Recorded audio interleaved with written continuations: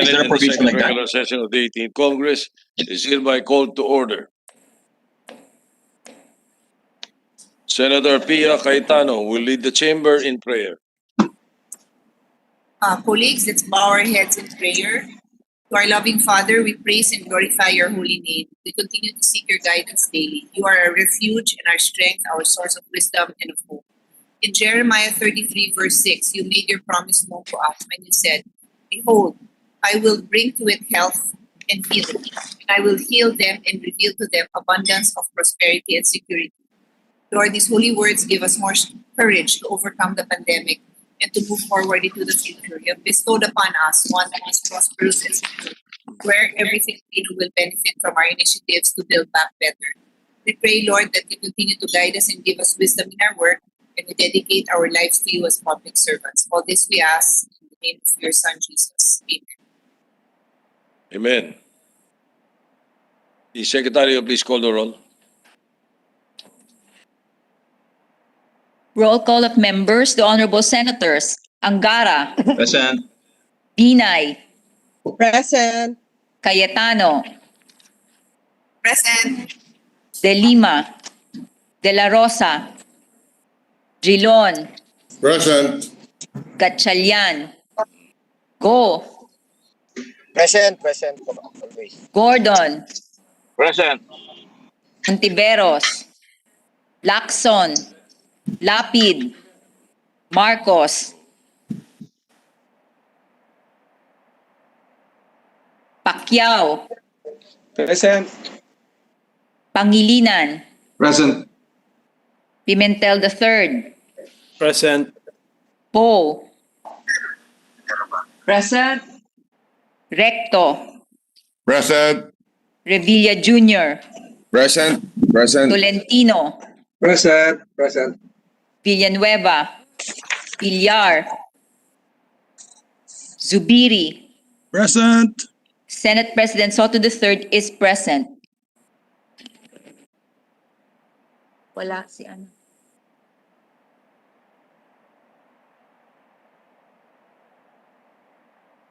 With 7 senators physically present and 15 senators virtually present for a total of 22, the chair declares the presence of a quorum. Majority Leader? Thank you, Mr. President. Mr. President, I move that we defer the reading of the journal of the 47th session as it's still being prepared, Mr. President, to a later hour. All right, if there's no objection, the journal is deferred. Approval is deferred. Mr. President, I move that we proceed with the reference of business. Secretary will proceed with the reference of business.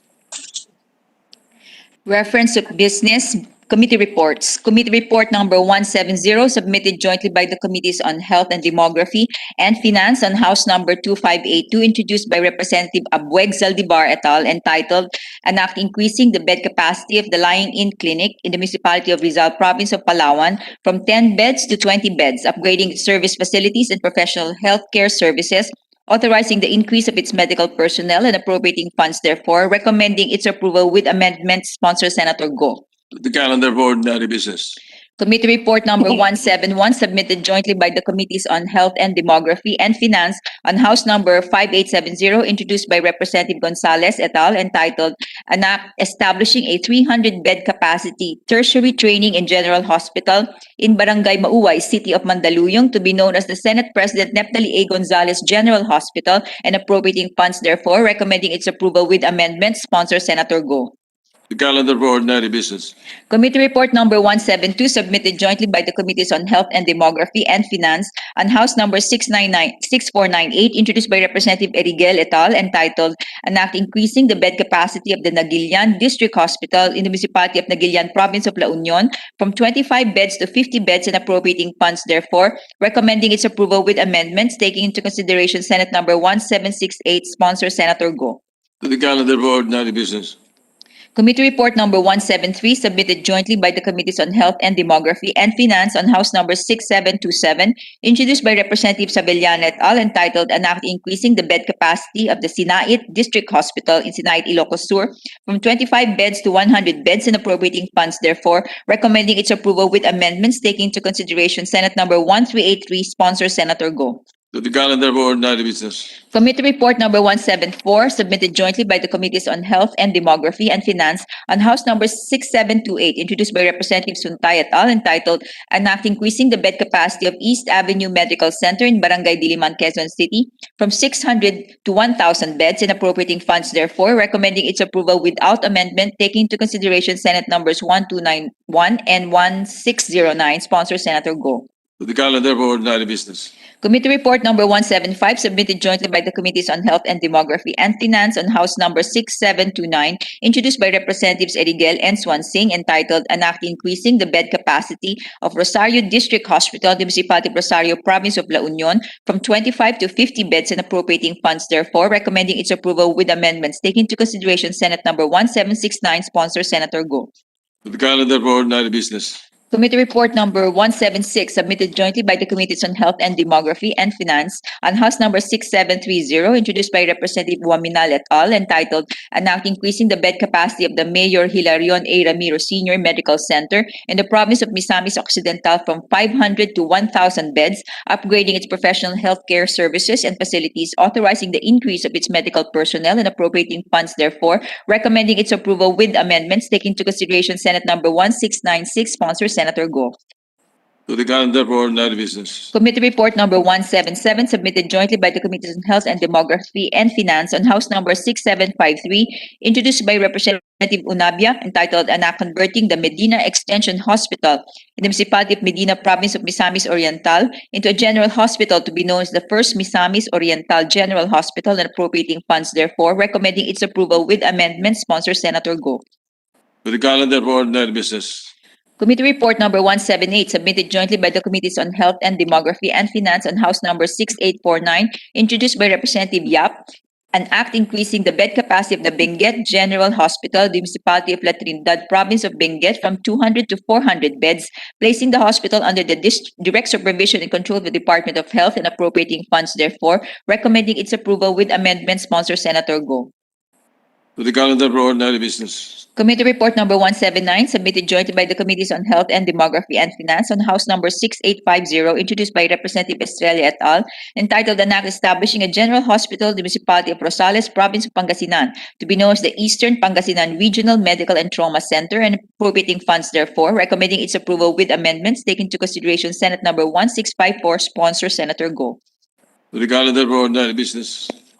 Committee Report number 180, submitted jointly by the Committees on Health and Demography and Finance on House number 6971, introduced by Representative Romualdez et al., entitled An Act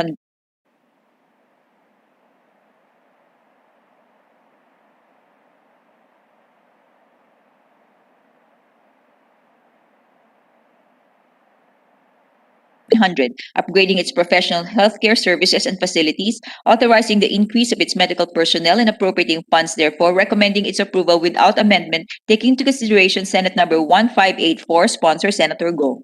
To the calendar for ordinary business. Committee Report number 181, submitted jointly by the Committees on Health and Demography and Finance on House number 6972, introduced by Representatives Romualdez and Romualdez, entitled An Act Renaming the Eastern Visayas Regional Medical Center in the city of Tacloban, Province of Leyte into Eastern Visayas Medical Center, increasing its bed capacity from 500 to 1,500 beds and appropriating funds therefore, recommending its approval with amendments, taking into consideration Senate number 1378, sponsor Senator Go. To the calendar for ordinary business. Committee Report number 182, submitted jointly by the Committees on Health and Demography and Finance and House number 7321, introduced by Representative Bautista Bandigan et al., entitled An Act Establishing a General Hospital in Barangay Lacaron, Municipality of Malita, Province of Davao Occidental, to be known as the Davao Occidental General Hospital and appropriating funds therefore, recommending its approval without amendment, taking into consideration Senate number 1616, sponsor Senator Go. To the calendar for ordinary business. Committee Report number 183, submitted jointly by the Committees on Health and Demography and Finance and House number 7322, introduced by Representatives Dimaporo and Ebcas, entitled An Act Upgrading the Lanao del Norte Provincial Hospital, located in the Municipality of Baroy, Lanao del Norte, into a regional medical center to be known as the Lanao del Norte Regional Medical Center and appropriating funds therefore, recommending its approval with amendments, taking into consideration Senate number 1874, sponsor Senator Go. The calendar for ordinary business. Additional weapons. There is additional reference of business. Bills on first reading, Senate number 2049, an act strengthening and modernizing the Warehouse Receipts Law of the Philippines, repealing Act number 2137 of the Warehouse Receipts Law and other related purposes, introduced by Senator Gatchalian. To the Committees on Trade and Finance. Senate number 2050, an act establishing a moratorium on aging out of foster care during the state of public health emergency due to the coronavirus COVID-19 pandemic and for 6 months thereafter, amending for the purpose Republic Act number 10165, otherwise known as the Foster Care Act of 2012, introduced by Senator Lapid. Referred to the Committees on Women and Social Justice. Senate number 2051, an act extending the period of availment of the estate tax amnesty, amending for the purpose Republic Act 11213, otherwise known as the Tax Amnesty Act, introduced by Senator Revilla Jr. To the Committee on Ways and Means. Senate number 2052, an act regulating polls, poll attachments, and for other purposes, introduced by Senator Lapid. To the Committees on Public Services and Finance. Senate number 2053, an act providing free hemodialysis, peritoneal dialysis, and other Department of Health approved dialysis procedures to all senior citizens, introduced by Senator Ontiveros. To the Committees on Health and Social Justice and Finance. Senate number 2054, an act declaring April 7 of every year as Barangay Health and Nutrition Workers Day, introduced by Senator Ontiveros. To the Committees on Health and Local Government. Senate number 2055, an act declaring the province of Agusan del Sur as the home of the Golden Tara, introduced by Senator Binay.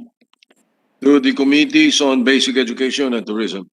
Resolutions, PS Resolution number 649, resolution directing the Senate Committee on Energy to conduct an inquiry in aid of legislation on the country's energy transition plan or lack thereof in relation to the Department of Energy's moratorium on greenfield coal power plants with the end in view of developing and ensuring an equitable, secure, and sustainable energy transition, introduced by Senator Gatchalian.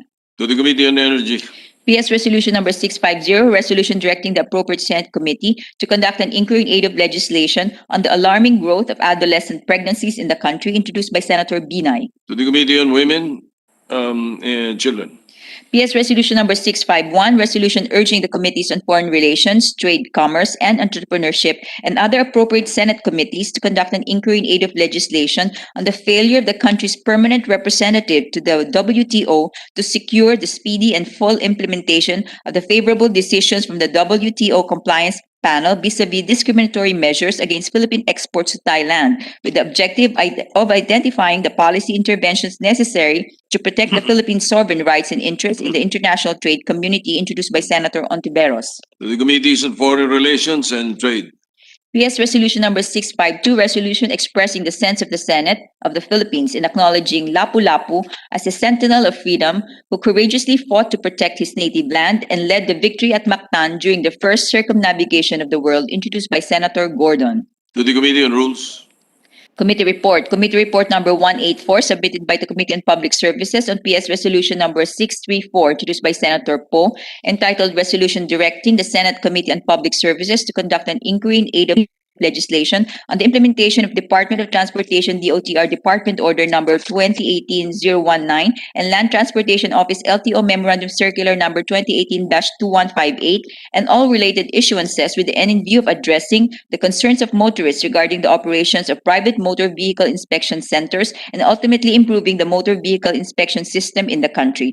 And PS Resolution number 638, introduced by Senator Recto, resolution urging the Department of Transportation DOTR and the Land Transportation Office LTO to suspend the operation of private motor vehicle inspection centers until a comprehensive public consultation is conducted with the end in view of promoting transparency to stakeholders and the public, forging programs with social acceptability and ensuring public safety. And PS Resolution number 641, introduced by Senator De Lima, entitled Resolution urging the appropriate Senate committee to conduct an inquiry in aid of legislation on the alleged precipitous and hasty implementation of the private motor vehicle inspection center project of the Land Transportation Office LTO and Department of Transportation DOTR, following criticisms and allegations of lack of transparency and appropriate consultation of its major stakeholders in its planning and implementation, leading to the fears of our citizens being deprived their right to use their vehicles without due process, recommending the adoption of the recommendations contained herein and their immediate implementation. Sponsor, Senator Poe.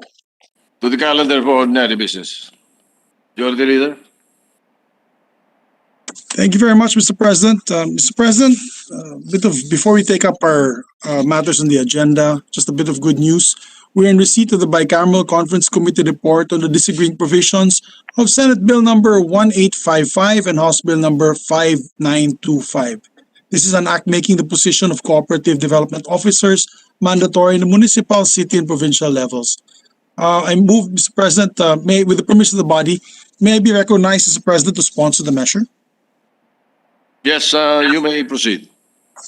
Thank you, my dear colleagues and our Senate President. Mr. President, on behalf of the Senate panel to the Bicameral Conference Committee on the disagreeing provisions of Senate Bill number 1855 and House Bill number 5925, an act making the position of cooperative development officers mandatory in municipal, city, and provincial levels, Okay. amending for the purpose Republic Act number 7160, otherwise known as the Local Government Code of 1991, as amended. I have the honor to report to the body the bicameral committee report as on the reconciled bill.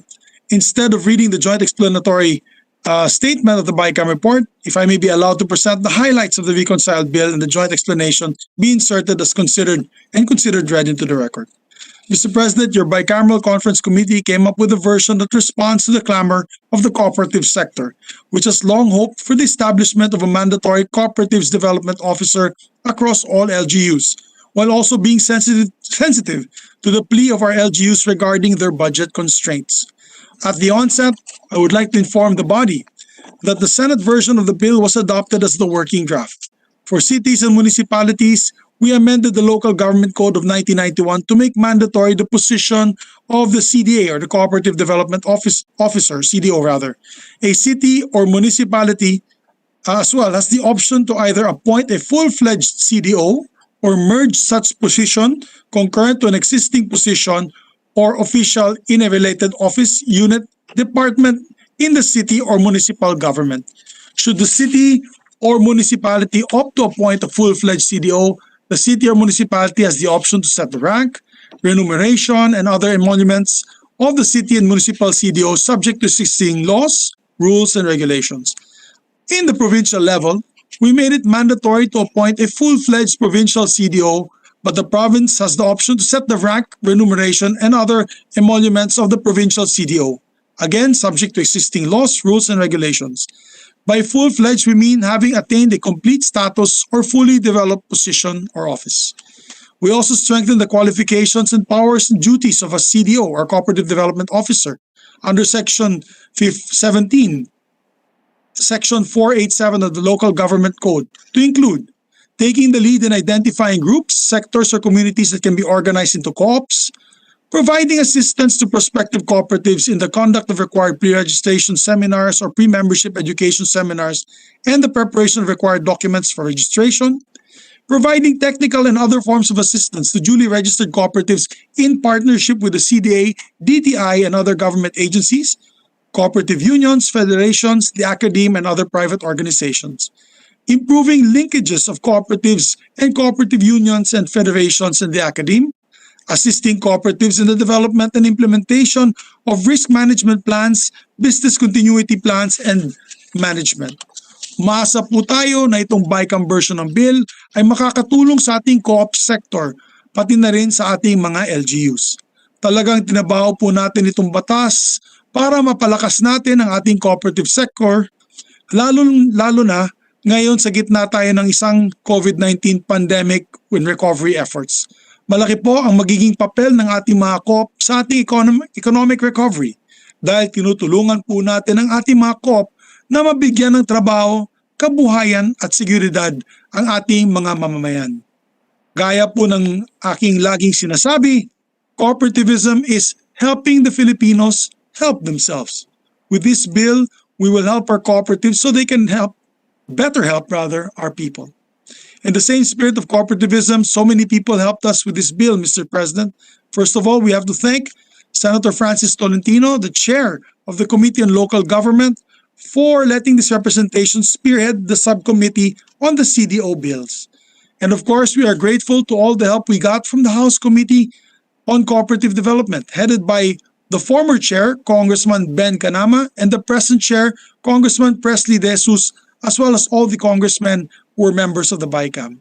We'd also like to thank the BICAM panel members for for a very fruitful interactive BICAM meeting, namely our very own Senate Cooperative Committee Vice Chair, Senator Risa Ontiveros, as well as Senator Amy Marcos, Senator Wing Gatchalian, who both brought valuable insights in their experiences under the LGU when they were once local government executives, and also to Senator Joel Villanueva.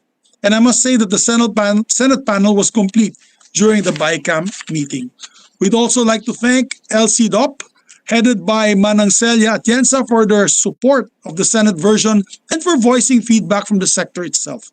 And from the Union of Local Authorities of the Philippines and the different leagues of LGUs, the League of Provinces of the Philippines, Leagues of Cities and Municipalities for the inputs and support of the bill. We also have to thank the DILG, the DOF's Bureau of Local Government Finance, and the Cooperative Development Authority for the data they provided, which helped shape the bill, hopefully into law in this couple of weeks. And from the academe, we'd like to thank Professor Ellen Mantalaba for her valuable contributions. Mr. President, I thank everyone who supported us in the bill, and I move for the approval and ratification of the Bicameral Conference Committee report on the disagreeing provisions of Senate Bill number 1855 and House Bill number 5925, and that the joint explanatory statement conference committee report considered read into the records. Thank you very much, Mr. President. I so move. All right. Any objection? Hearing none. The Bicameral Conference Committee report on the disagreeing provisions of Senate Bill 1855 and House Bill 5925 is hereby adopted and ratified. Maraming salamat po, Mr. President. Next item on the agenda, Mr. President. Mr. President, May we recognize our colleagues? The one on the floor, maybe we can give credence to the ones on the floor. Senator Risa Ontiveros is and recognized. Risa Ontiveros, Mr. President. Yes. thank you, Mr. President. Bilang isa sa mga author, I thank our committee chairs, Senator Francis Tolentino, and my Senate Committee on Cooperatives chairs, Majority Leader Senator Mig Zubiri, and our counterparts in the House of Representatives, led by Representative Presley De Jesus, Ben Canama, and other members of the House Committee on Cooperatives Development sa matagumpay na pagtutulungan upang maisabatas ang pagtatalaga ng mga local cooperatives development officers sa ating mga probinsya, lungsod at munisipyo. Sa pamamagitan ng batas na ito, umaasa tayong matutugunan ang pangangailangan ng ating mga lokal na kooperatiba para sa institutional support. Hindi lamang sa national at regional levels na ginagampanan ngayon ng Cooperatives Development Authority, katuwang ang Department of Trade and Industry, kundi maging sa local governments. Umaasa po akong ang ating mga local government units ay makapagtatalaga na ng mga permanenteng local cooperatives development officers.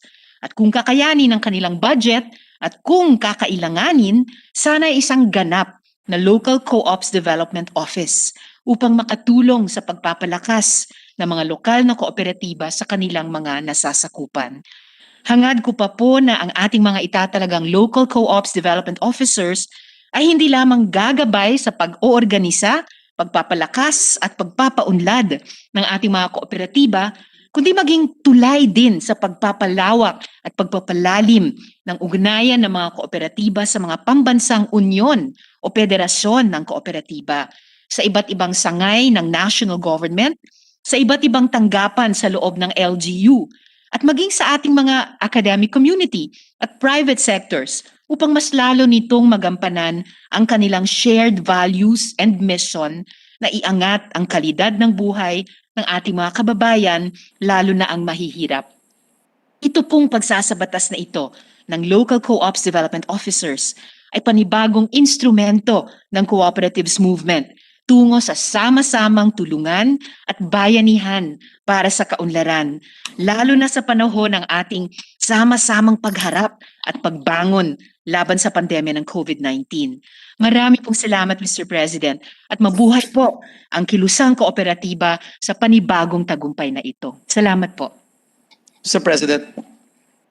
Senator Villanueva is recognized. Thank you, Mr. President. This is just a very short manifestation. We just like to spread into the records our sincerest thanks and appreciation to our distinguished majority floor leader, who is perhaps the most hardworking and most passionate senator when it comes to looking after our cooperatives, especially in the countryside. We are very happy to co-author this particular measure as one of living testimony, Mr. President, sa mga magagandang nagagawa at naidudulot ng ating mga kooperatiba, lalong-lalo na sa aming probinsya sa Bulacan at sa rehiyon ng Central Luzon. And this measure would definitely strengthen and empower our cooperatives and help our people, especially in this very, very trying time. So again, isang pagpupugay po sa buong Senado, lalo na sa ating kasamahan, Senator Mig Subiri, sa kanyang passion to really push this very important landmark legislation. Maraming salamat, Ginoong Pangulo. Mabuhay ang Senado, mabuhay ang mga kooperatiba. Yes, thank you, Mr. President. Maraming salamat kay Senator Joel. At Mr. President, gusto ko rin purihin ang ating mga kasamahan na halos lahat naman po ng ating membro sa Senado ay pro-cooperatives. But I'd like to make special mention. One is Senator Joel Villanueva, whose great province of Bulacan is one of the biggest producer of great cooperatives. Talagang magagaling pong kooperatiba nila doon. And as I mentioned, my BICAM members earlier, we'd like to make special mention to our Mama Bear, because our Mama Bear, Ma'am Cynthia Villar, has what we call the Sipag Villar Awards, and they have actually, and I'd like to put this on record, and I'd like to make a special thanks to her because nawala po yung Land Bank Gawad Pitak Award na binibigay ng Land Bank. Pinalitan naman po ni Ma'am Cynthia under her Sipag Awards. So to Ma'am Cynthia, thank you very much. Natutuwa po ang cooperative movement that you recognize their efforts dahil nawalan po sila ng awards nung nawala po yung Land Bank Award. So I'd like to put special mention on that also. They're very, very happy with that. And of course, to our colleagues from the different parts of the Philippines who also support their cooperatives, maraming salamat po. This is a great step. Having a designated cooperative development officer for all the LGUs all across the country is a great step in assisting cooperativism and pushing for that movement all around the country. So thank you very much once again, Mr. President. And moving forward to our agenda, we have, Mr. President, for interpellation, I move that we resume consideration, Mr. President, Senate Bill number 1741 under Committee Report number 163. I so move, Mr. President. Any objection? Chair hears none. Consideration of the measure is in order.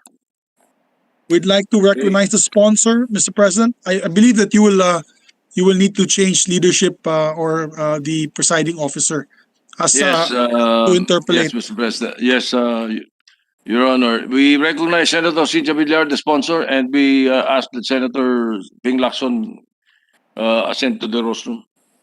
Thank you. So that the Senate President may interpolate the measure. Thank you, Mr. President.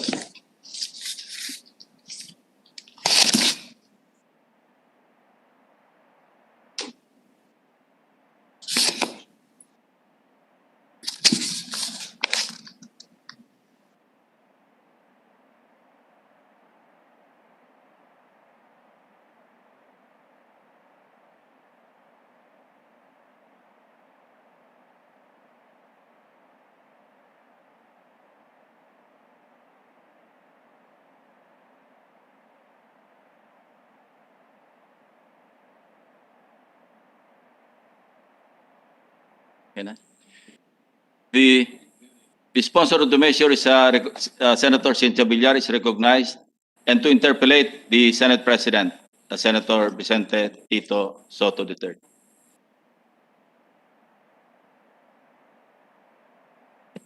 Thank you, Mr. President.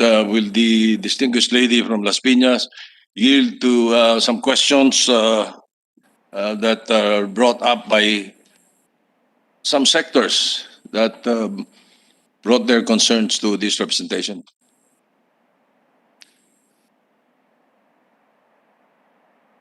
Will the distinguished lady yield to some questions, please? Senator Villar, I think you're on mute. Do you hear me now? Yes, yes, madam. Okay. It's my pleasure to answer the questions of our Senate President. Thank you. At the outset, allow me to place on record that I have nothing against the bill. I have no personal issues on the bill, except that there were some sectors and some provincial leaders that brought their concerns to this representation, and therefore it is only fitting that I bring it up so that it can be clarified, it can be answered by the sponsor, and we will be able to give a chance to them that they be heard. So let me start by asking first on the issue of the Senate Bill 1741. Generally, what are the bases used in determining which particular city or province or region in the country shall be declared as capital of any particular product? Mr. President, I think the basis would be their success in producing the product. I haven't heard of a place where a place produced 80% of all the cacao production in the whole country, and it is the Davao region. I've been chairman of the Committee on Agriculture for 7 years, 8 years, but I've never seen a place like this that can produce 80% of the cacao production in a region. And that is the Davao region. And they have won many international awards for doing that. So this bill is just a one-page bill. It is a recognition of what they have done, and there's no other provision in the bill except to recognize them and for them to serve as an inspiration to other farmers and their co-op and association, to other LGUs, to the private sector in other places, and of course, an inspiration also to the Department of Agriculture, the National High Value Program of DA, and the PCA, because cacao is intercropping to coconut, and it is a provision of our cocoa bill that 10% of the budget of the cocoa bill will go to intercropping, because that would increase the income of farmers in the countryside, and there are 3.5 million coconut farmers in the Philippines. All right. Then you are particularly talking about the region, because the region is known for cacao, and the city is known for their chocolate processing, and they are award-winning in the world. Okay. Yes, but the title of your bill is an act declaring the city of Davao. No, the bill has been capital of the Philippines. Okay. Mr. President, the bill has been revised as such, declaring the Davao City as the chocolate capital of the Philippines and the whole Davao region as the cacao capital of the Philippines. You will introduce that amendment. It has not been revised yet. No, it's in the committee report. Yes, that's right. You will introduce it during the period of amendments, I suppose. Yeah. No? All right. That is the final title. I cannot understand it, but that is the final title of my committee report. Yeah. That is the final. That is the title that you will propose. Yes. Yes. And perhaps after my interpellations, you will probably retain, or the suggestion would probably be Davao region. Davao region. The city of Davao itself. Well, but for your information, Senate President, the city of Davao is still the biggest producer of cacao in the Philippines. Except that all the provinces of the Davao region produce also cacao. But the biggest one is the city of Davao.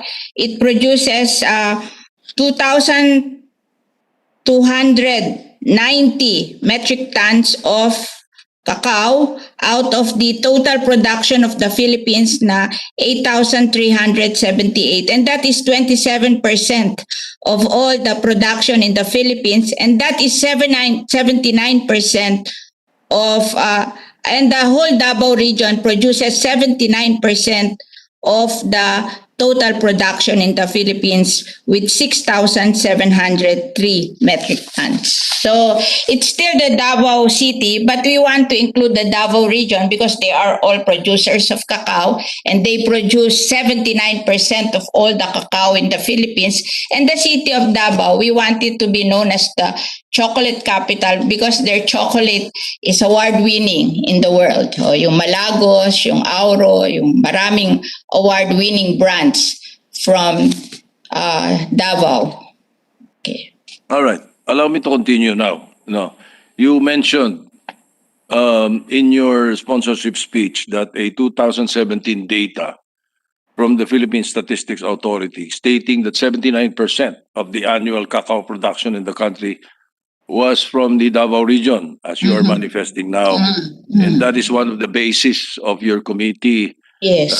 in considering designating the Davao region on not only the Davao City as the chocolate and cacao capital of the Philippines.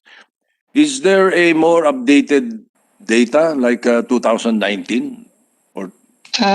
It's the PSA data, but that is what we use because usually there's no big difference. Usually mga 1%, 2%, 3%. If you look at the PSA data, wala namang biglang tumataas na production. So I would say that that is a very good signal of how production is. All right.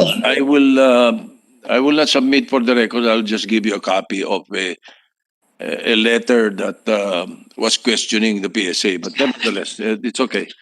Now, what agencies and organizations were invited during your public or committee hearing? Lahat naman yan, what are the agencies and organizations invited?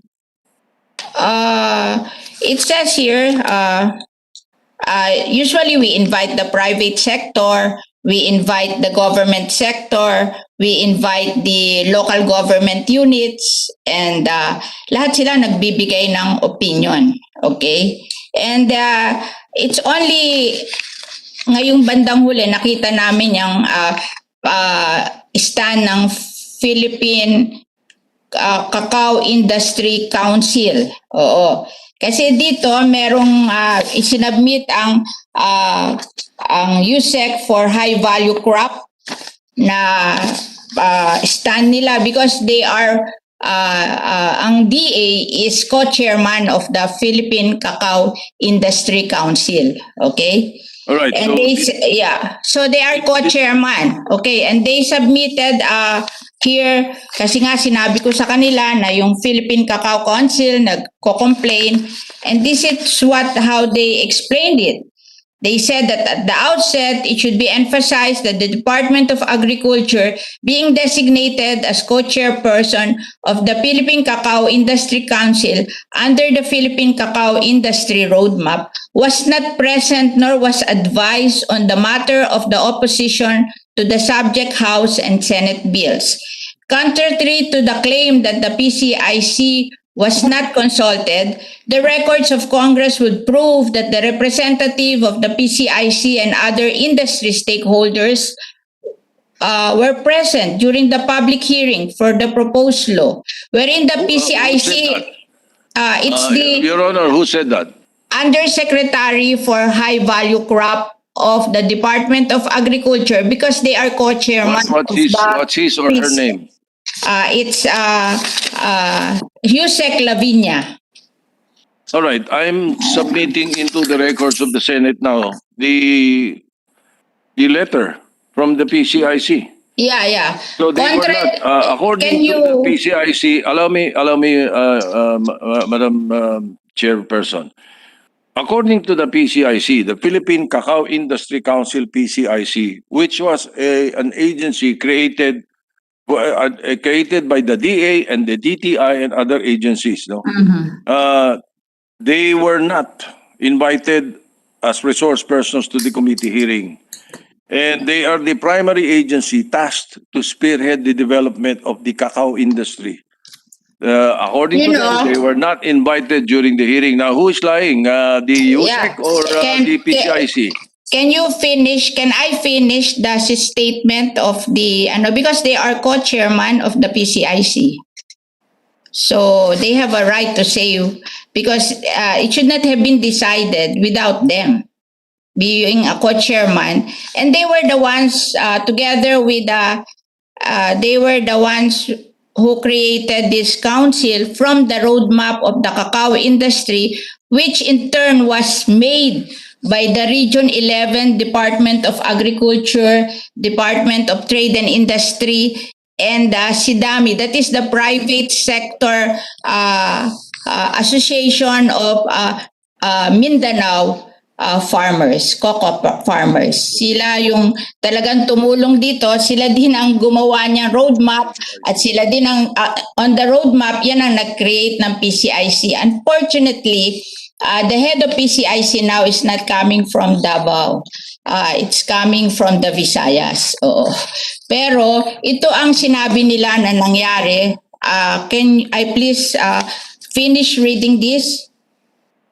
Contrary to the claim that the PCIC was not consulted, the records of Congress would prove that representatives of the PCIC and other industry stakeholders were present during the public hearings for the proposed law, wherein the PCIC expressed its full support on the passage of the bill. Moreover, during the said public hearings to Congress, not one from any private stakeholders expressed any opposition. Who is the signatory to that particular? Yusek Lavinia of the National High Value Crop Program, which Yusek Lavinia, cacao belongs. Cacao kasi is a high value crop. Kaya yung development ng high value crop under the National High Value Crop Program. At ang head niyan is si Yusek Lavinia, and there is another because I told them how come this happened, and there is another position paper from the Philippine Council for Agriculture and Fisheries sent to me by Secretary Dar, and they answered all the questions of the Philippine Cacao Industry Council. And I'm willing to give the Senate President a copy of all this position paper because when I did this, I studied very well. And I thought that this is just a recognition. There is no provision in the bill that we will give special financial assistance to Davao and Davao region. You know, I'm so convinced. I've been to Davao several times. I've met these people, the private sector in the cacao industry, and I'm sure many senators have met them. You really have to admire them for what they have done to the cacao industry. And I think this is an example wherein the LGU and the private sector and the Association of Cacao Farmers did their work to make them produce 80% of cacao in their region. It's seldom done. And I think there will be more bills coming here that will recognize places who made good in one agricultural crop, like abaca for Catanduanes and egg for San Jose, Batangas. And I think if we cannot give them all the financial assistance to make their industry successful, at least we would give them the recognition. Libre naman yung recognition. Why can't we not give the recognition for doing a very good job in their particular product? Kung hindi natin mabigay ang pera, bigay naman natin yung recognition sa kanila for that they have done very good. And if ever in the future some probinsya or LGU will succeed more than Davao, then we amend the law and we make them the cacao capital. There's nothing wrong with that. If somebody in the future will succeed more than what Davao has achieved, then we amend the law and we give them the recognition. Well, we will get to that, Madam Chairperson. We will get to that, Your Honor, Mr. President, because Davao has already been recognized by a executive action by the Department of Agriculture. So we will get to that. Let me just now continue with the points that I'm raising. And again, we have to give them the chance. That's why kaya ko po sila dinadala dito at pinag-uusapan dito sapagkat ito'y nilapit nila sa atin. At pagka hindi natin pinansin, baka sabihin binaliwala lahat yung Yeah, I understand that. That's why. So who will we believe now? Yusek Labinya or the chairperson, the national chairperson of the Philippine Cacao Industry Council? The letter I submit here that they were not invited. Their comments were not asked for and they were not invited. Now, they are not against it, ha? Dapat inimbita sila. Kahit hindi sila payag, let's just record certain points that that we would like to air now. Yun lang po ang atin, ano? So, we received statements of opposition from the PCIC and the Provincial Cacao Industry Cluster Zamboanga del Norte, raising some relevant points. One of the points is that the committee failed to consult other stakeholders, according to them. All right. Now, we have already received the comment of the sponsor on this, ano? So, may we know why they were not invited, considering the council plays a major role? No, Yung Yusek lang ang nagsalita para sa kanila, and the national chairperson or representatives of the council were not invited. I asked for their position paper because I was so surprised. Because in every committee hearing that we do, we invite everybody. Now, if they don't want to attend, what can we do with that? But we invite everybody. You've seen how I conduct committee hearing. We invite everybody. We invite the private sector. We invite the government sector. We invite the local government units. We invite everybody. Kanina nga, nag-hearing ako sa Abaca na andun lahat sila. Both the private sector and the government sector and the LGUs. Nag-hearing din kami. Dalawa yung hearing namin kanina, cacao and egg. Naandun sila lahat. Ngayon, kung hindi sila dumating, we cannot wait for them. I'm so surprised with this PCIC because co-chairman ng agriculture. Co-chairman ng agriculture dyan. Hindi naman siya ang chairman dyan, co-chairman. Ang government, kasali dyan sa Philippine Cacao Industry Council. Hindi lang private sector yan. This is the reason that is being given by your committee secretary. Hindi na raw inimbita kasi nando naman daw yung DA. Now, Hindi, siguro. Hindi mo sabi noon. Lahat iniimbita. I disagree with that. I disagree with that. There's a resolution here from the Provincial Cacao Industry Cluster of Zamboanga del Norte. Okay. And they are also strongly opposing the House bill because they were not consulted. Ganun lang kasimple. Kung pinagtatawag sila, siguro hindi natin makarinig itong mga complaints na to. Now, to continue, at we Can I read what you have been. Yeah. We already understand what you have Tawagan mo si Reggie. Bakit hindi ko consult? Lahat ko consult.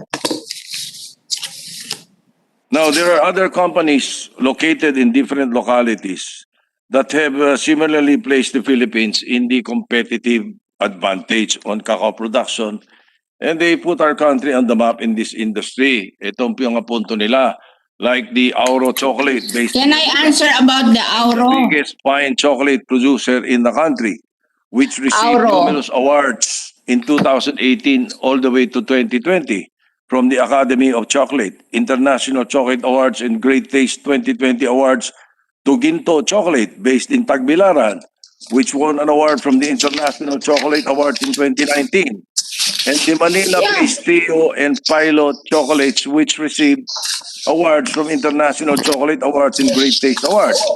Now, were these areas considered also as chocolate and cacao capital of the Philippines? I'm sure it was not. No. Why was Laguna, Tagbilaran, Manila? No, the one in Laguna, Auro, source all its cacao from Davao. Oh, the Auro. sa Laguna lang yung processing center nila, pero lahat ng kakao nila galing sa Davao. And when I presented you the bill, I enumerated all the brands of chocolate. And 10 of them comes from Davao. Okay? 2 sa Jensan, 1 sa Abusan Sur, 2 sa Negros Occidental, 1 sa Calbayog City, 1 sa Bohol, 1 sa Cebu, 1 sa Quezon, and 2 sa Batangas. So, miski dun sa number of chocolate, Davao source artisanal brands, 10 ang galing sa Davao, and the rest ay all over the Philippines. Sabi ni Secretary ni Senator Bato na 80%, 79% galing sa Davao, 10% ang galing sa 11% ang galing sa Luzon, 3% galing sa Luzon is 10% galing sa rest of Mindanao, 8% galing sa Luzon, 3% galing sa Visayas, and 79% galing sa Davao region. Oo, miski doon sa brand, 10 brands comes from Davao, and then the rest, yung 11 brands comes from everywhere. So, miski sa brand ng chocolate, majority galing sa Davao. Okay. And what would be galing sa Davao ang kanilang raw materials, ginagawa lang sa Laguna yung kanilang chocolate. All right. So what would be the effect now of the bill? What are the benefits? Walang benefit, it's just a recognition. Financial, technical, or other necessary assistance from the government by virtue of this bill. Ano ba ang It's a one-page bill. It's just a recognition and to serve as an inspiration. Wala nang nakasulat sa bill. Wala nang nakasulat sa bill. Just a recognition. Sabi ko nga, libre naman yung recognition. Napakadaling ibigay. Ibigay na natin kasi 80% galing sa kanila and they did it on their own. I can assure you, I've been watching the Department of Agriculture. This job was done by the locals. And we have to recognize them for that. Oh. It's a recognition. De maganda po kung resolution, wala akong kaproblema ito. Because what we're saying here is that some quarters are saying it might be a disadvantage to the rest of the regions para na-undermine ng gobyerno yung thrust to develop cacao industry sa kanila kasi talagang mapapako na lang doon.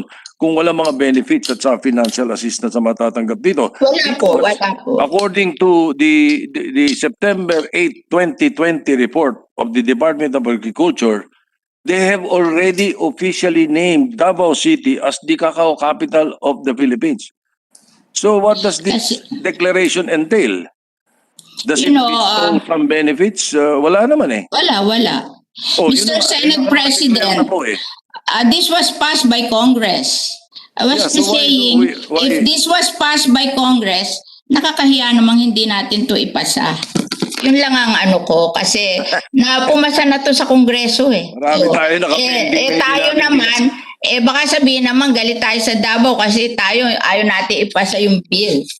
Yun lang naman ang ano ko na idinala to ng Congress sa atin. The House of Representatives, nakakahiya namang ayaw natin ipasa ang bill at gagawa tayo ng resolution. Ako, okay lang sa akin if you want that, but that's my only concern. Anyway, wala namang nilagay dito na it's just a recognition of Davao as the region, as the cacao capital of the Philippines. Totoo naman na talagang sila yung magaling. Wala naman tayong magagawa doon. Nahiya lang ako na pinasa to ng House of Representatives tapos tayo magpa-file tayo ng resolution. Parang hindi yata magandang tingnan. All right. Can you cite an existing law declaring a city or a province as capital? No, there are two in my committee. Pinasa din sa Kongreso, declaring San Jose, Batangas as the egg capital of the Philippines, and another one declaring Catanduanes as the baka capital of the Philippines, and they produce only what do you call this 30%, and this is Kasi, 80%. alright. Oo. Nasa that is hinir pending- ko na po kanina. Ibinasa That is na rin po ng pending in- Kongreso. That is pending in the House of Representatives. No, it has been passed Now- by the House of Representatives. It's now in my committee in the Senate. It was referred Alright, to so me. it's pending in the House Committee of the Senate. Now, for example, there is no law declaring Davao Oriental as the coconut capital of the Philippines, but it is. Oh, Guimaras as the mango capital of the Philippines, but it is. There is no law. Because their Ilagan City, congressman did not is file. corn capital of the Philippines. Do we require a legislation for all of this? No, if the congressman will file and he can pass it in the House, then we accept it in the Senate and then we hear it. You know. Hindi naman kaya kasi kung ako naman deklarasyon kasi, lang po, ano? Yes. Senate President, ako lang, alam mo, I've been in the agriculture. Medyo hirap tayo tulungan yung mga farmers natin. Ngayon, kung they made good, maybe ibigay na lang natin ng recognition. Kesa naman, hindi natin sila bigyan ng recognition. Kasi kung nare-recognize sila, maybe other people will do their best also to get a recognition. Wala ho problema yung recognition. As a matter of fact, at the outset, I told you, I have nothing against this. Yung mga recognition. At sinasabi lang natin dito, like for example, and I hope I get the answer directly, isn't this a violative of the Equal Protection Clause in the Constitution? Because recognition, yung iba nare-recognize din, ito magiging batas. Ano? Aren't we discriminating against the many cacao planters and chocolate producers in the other regions in the country? Dahil porque maliit lang sila, eh parang nadi-disadvantage sila. Hindi kaya ganon?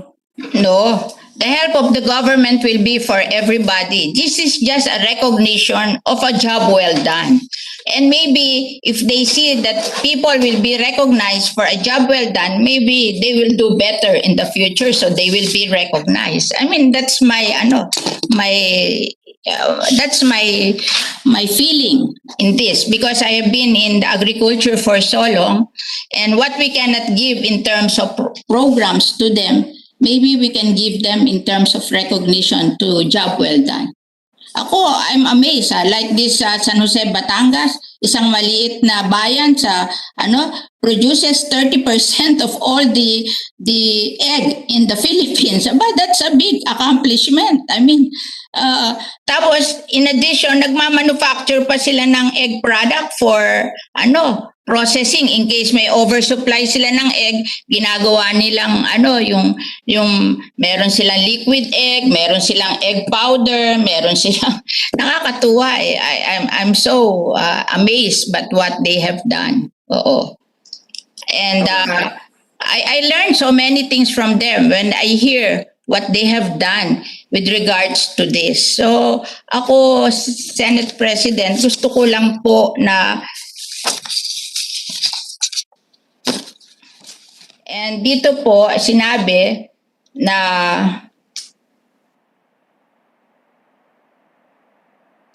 yung ating pong chairman ng Philippine Cacao Industry Council, nagbibigay na po sila. She only took over just recently after the hearing. We held public hearing in October. She was appointed in December. Were they invited in October? Yeah, Mr. Walter Tour, the previous head during the time of the hearing, attended the hearing. Yeah, it's Walter Tour is very active in Sidami. Sidami is the Cacao Industry Association of Mindanao. Sidami.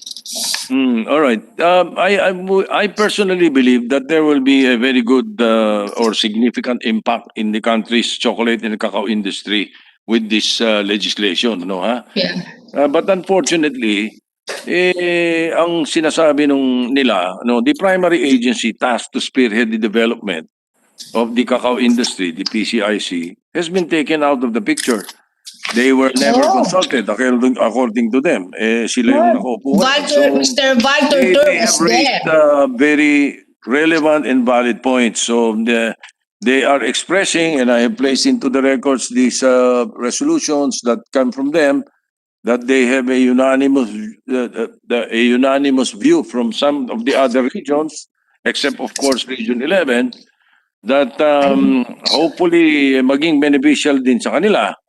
So I hope that the committee will hear the side of the PCIC before we approve this bill. Yun ang magandang sana'y magkaroon kayo ng dialogue so that it will not appear that we are giving undue advantage to others. Ano? Dahil nagreklamo sila eh. Isa sa mga nagrereklamo, by the way, that caught my attention was Cebu. Ano? You know very well that I come from Cebu. Yeah, I know. That's why I know you will ask families. this question. Yes. Although we have families in Davao, the first vice governor of Davao, the vice governor of Vicente Duterte is Noli Soto, my first cousin. So we are really Mr. connected also. Duterte But came from if Cebu. If Cebu complains, we listen. Ganun yun eh, di ba? Kaya yun lang. So I hope you conduct a dialogue with the PCIC or have your committee secretary or some people talk to them, because the DA has already declared through an executive issuance Davao City as the cacao capital. So, Yeah. di ba, mabuti na lang din yung makausap natin yung mga in charge or supposed to be the ones on top of this. Ano? No, So, I was telling Secretary Dar and Yusek Lavinia to talk to them already kasi I was so surprised because the previous head of Philippine Cacao Industry Council is Mr. Walter Tur, and it's not against this except that there's new head from Cebu. So I was telling them to talk to her about this kasi in fairness naman to Davao, Cebu produces 1% of the cacao in the Philippines. Cebu 1%, Eastern Visayas 1%, Western Visayas 1%. So all in all, ang pinoproduce ng Visayas region is 3%. And ang Luzon is 8%. And the rest of Mindanao, 10% aside from Davao. So I thought that Davao has really done a good job on this. So parang, di ba, i-recognize natin. Ngayon, kung gumaling sila in the future, they will amend the law and make them the cacao capital of the Philippines. Bihira yung nakaka 80%. all right. Your Honor, Mr. President, the sponsor, I am sure, has very good intentions, and the recognition is important not only to the committee but to the people of the region. No? But it becomes a law, and it's not a resolution. It has already been declared by the DA. Now we make a law out of it. There is an unintended effect, and that will entail funding. That will allow funding, financial considerations. Yun ang mga nakikita ng iba doon. Kaya baka sila daw ay hindi sila magkaroon. Pagka yung mga maliliit na wala na silang pagkakataon na lumaki naman pagka hindi sila natulungan. So yun lang naman ang isa sa mga punto na binabanggit natin. Alright? There's a manifestation from the DA High Value Crop Budget, cacao budget for 21. They will go to all over the country except Davao. For distribution of seedlings cacao, none will actually go to Davao. Davao is the source of quality cacao seedlings for distribution to other provinces. Okay. Anyway, I have brought into the records, and I have informed the chairperson, your committee. I have informed the Senate of the complaints or the issues that were raised by the different sectors that I mentioned. Just perhaps a unsolicited advice, because I understand that the author of the measure, Senator De La Rosa, it's best also that you look into Article 6, Section 14 of the 1987 Constitution. With that, I thank you, Your Honor, and thank you, Mr. President. Thank you, Mr. Senate President, for your concern, and we will ask the Department of Agriculture and the DA High Value Crop Program to go and talk to the Philippine Coconut Industry Council, so they will settle this matter.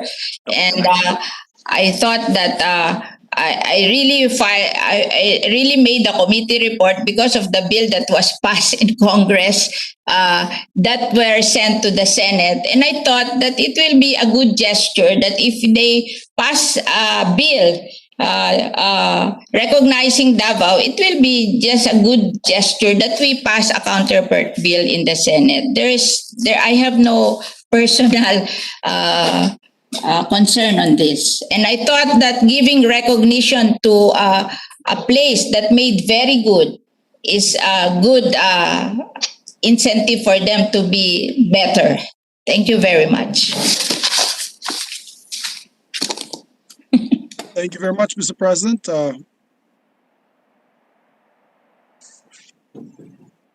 Mr. President. Majority Leader. Thank you, Mr. President.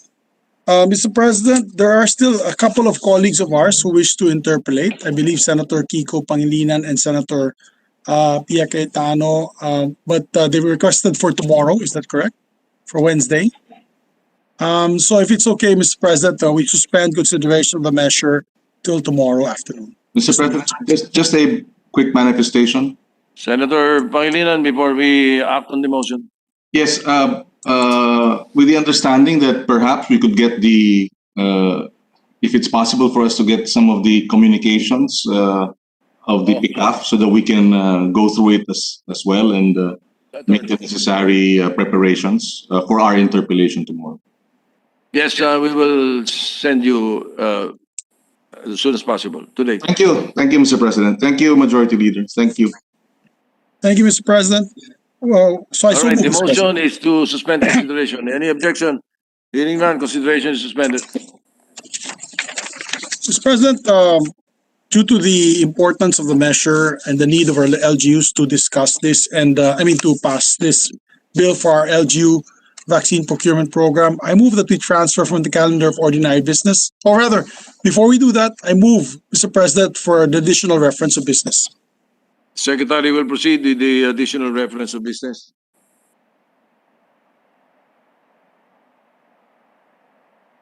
Second additional reference of business.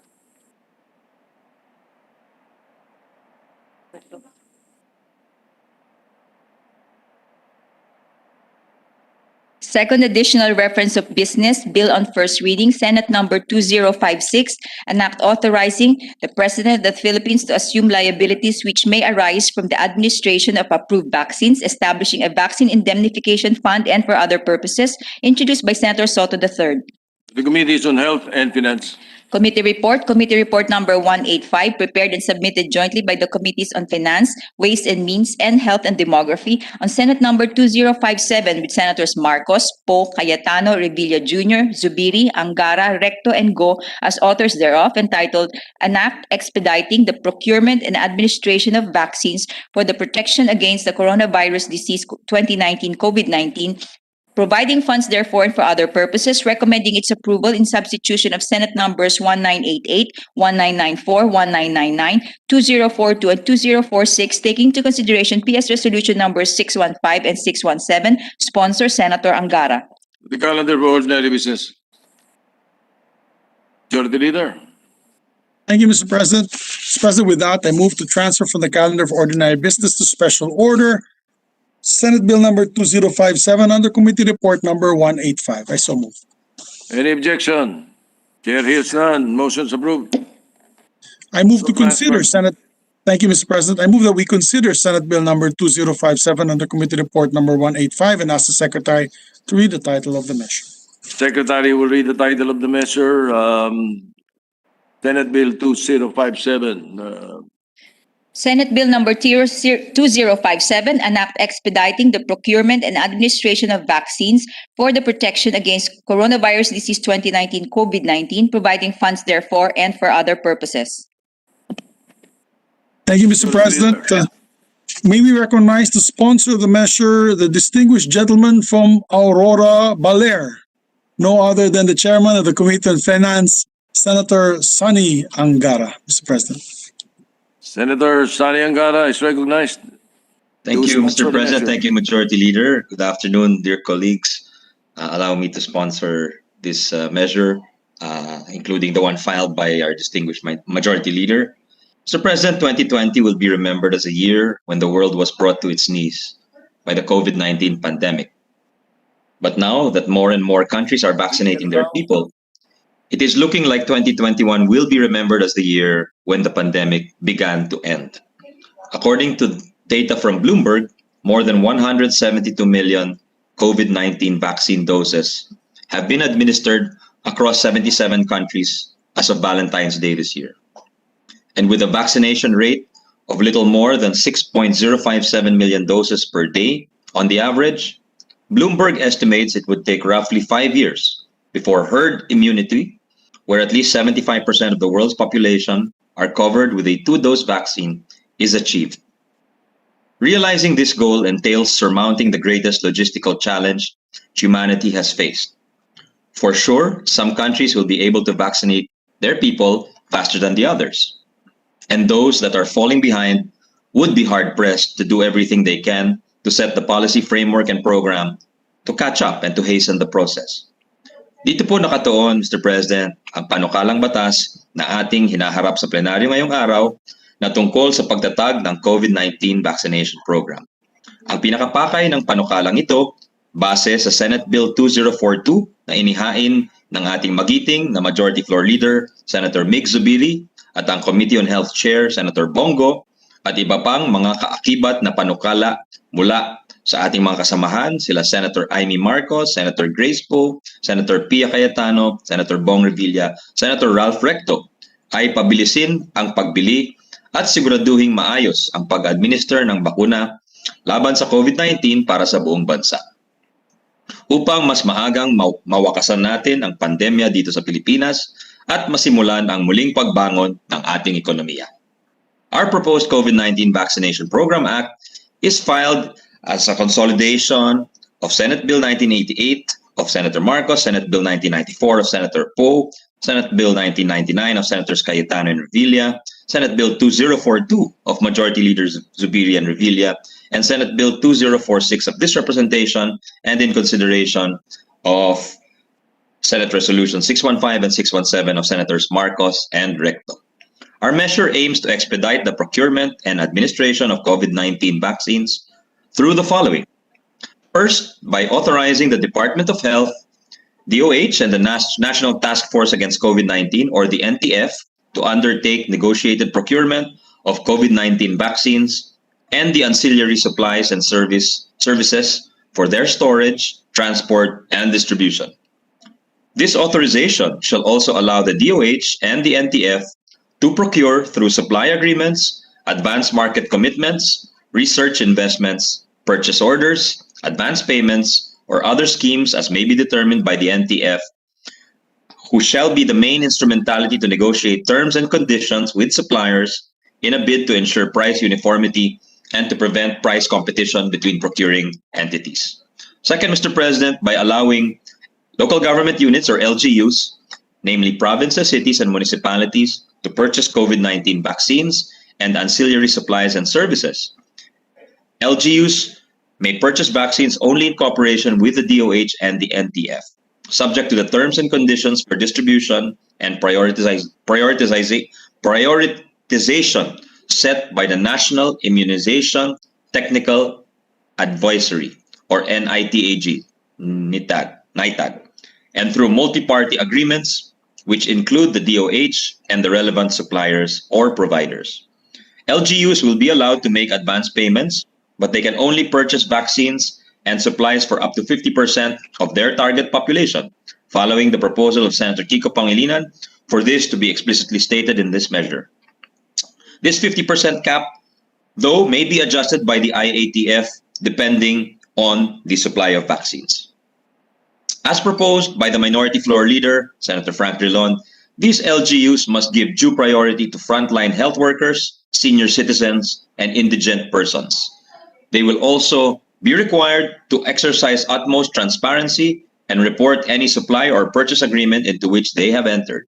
And as recommended by our friend, Senator Joel Villanueva, the LGUs will also have to submit a master list of the names and profiles of their constituents who are eligible to receive vaccines. While there is roughly 82.5 billion that has been appropriated in 2021 for our national immunization program against COVID-19, we are adding more to this fund by allowing LGUs to use whatever resources they have to purchase vaccines and related supplies.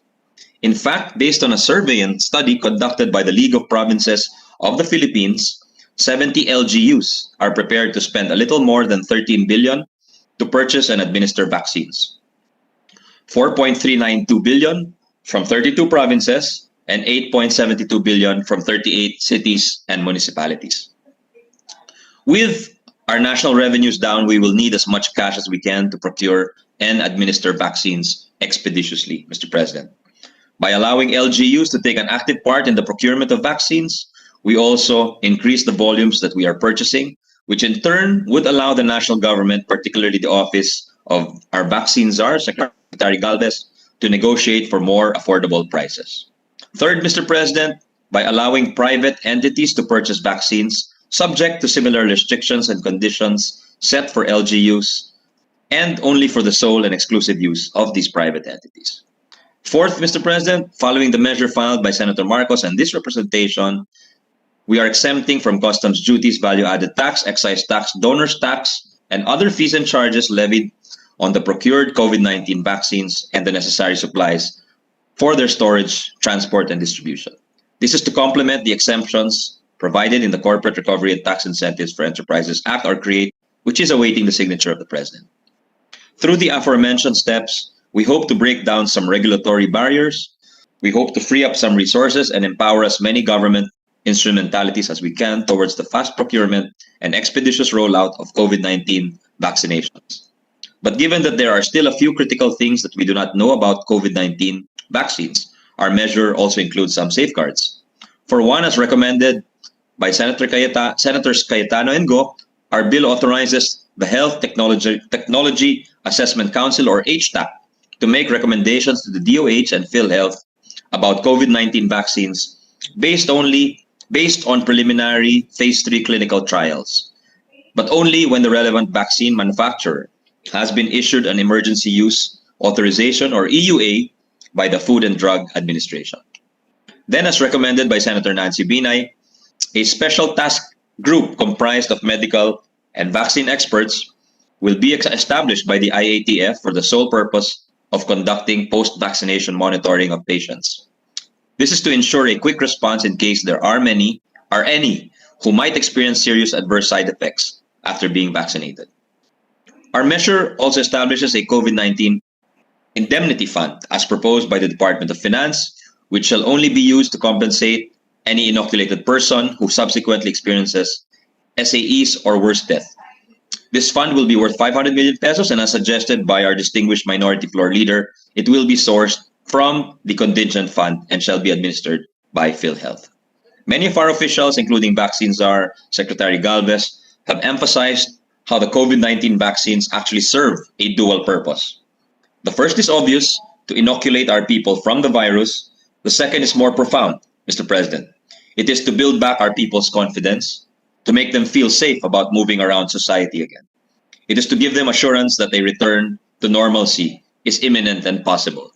This is why, following the measures filed by Senators Cayetano, Revilla, and Poe, our bill also creates a vaccination passport program.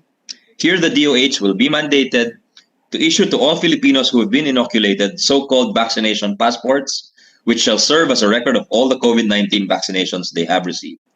In compliance with our data privacy laws, these passports will contain only the relevant information, basic personal information, the manufacturer of the vaccine used, the date of the inoculation, among others. These passports are intended to be digital. Hence, the Department of Information and Communications Technology, or DICT, will be mandated to develop the needed digital systems and applications. But given that there remains a digital divide in the country, these passports will also be available as printed documents.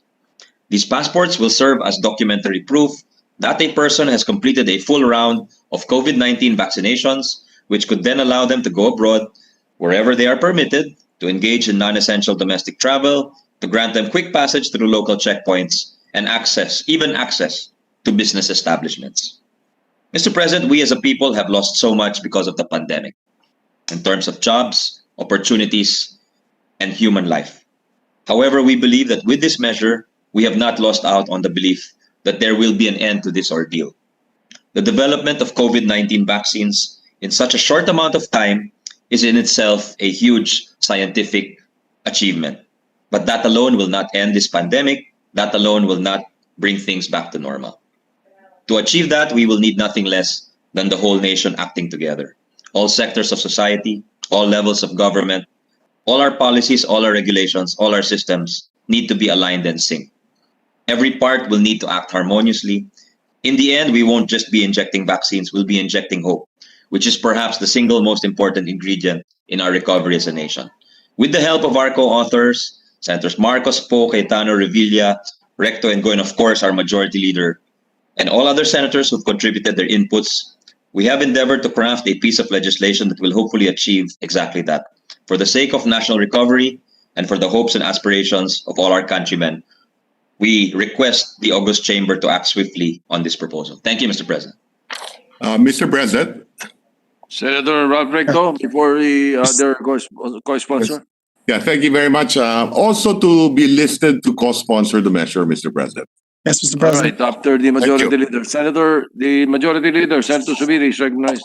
Thank you, Mr. President. Yes, under the list, it will be Senator Recto. We have also, I believe, Senator Joel Villanueva. Senator Bongo would also like to co-sponsor. So if I may, Mr. President, to co-sponsor the measure, just a short speech.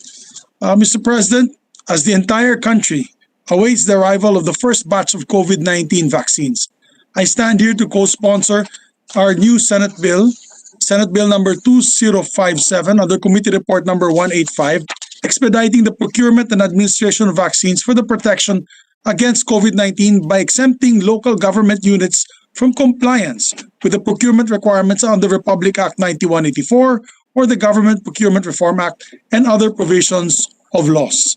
First of all, I would like to thank my dear colleagues, starting with our Senate President Tito Soto, who really saw the importance of this measure, our chairperson and sponsor, Senator Sani Angara, for hearing this right away, and of course, those who attended the hearing, most especially our distinguished Minority Floor Leader, Senator Franklin Drilon, as well as our other authors, namely Senator Marcos, Senator Recto, Senator Bongo, Senator Cayetano, Senator Revilla, and our hardworking seatmates, Senator Poe, Senator Villanueva, and Senator Nancy Binay, as well as Senator Risa Ontiveros for their active participation during the hearings and added inputs to make this bill even better. We all know that we are in a race against the clock. We need mass inoculation and herd immunity as soon as possible, Mr. President, so we can defeat this virus, safeguard the health of our people, and finally work towards economic recovery from this pandemic. As such, our LGUs have been eagerly requesting this bill to help them procure the vaccines for their constituents as quickly and as painlessly as possible. About 70 LGUs are already in negotiations with vaccine suppliers through the tripartite mechanism, and they will, of course, need to give an advance deposit to these vaccine manufacturers to secure their vaccines. Otherwise, Mr. President, they may lose the allocation. They are also requesting that they be exempted from the procurement requirement of purchasing only the lowest bid.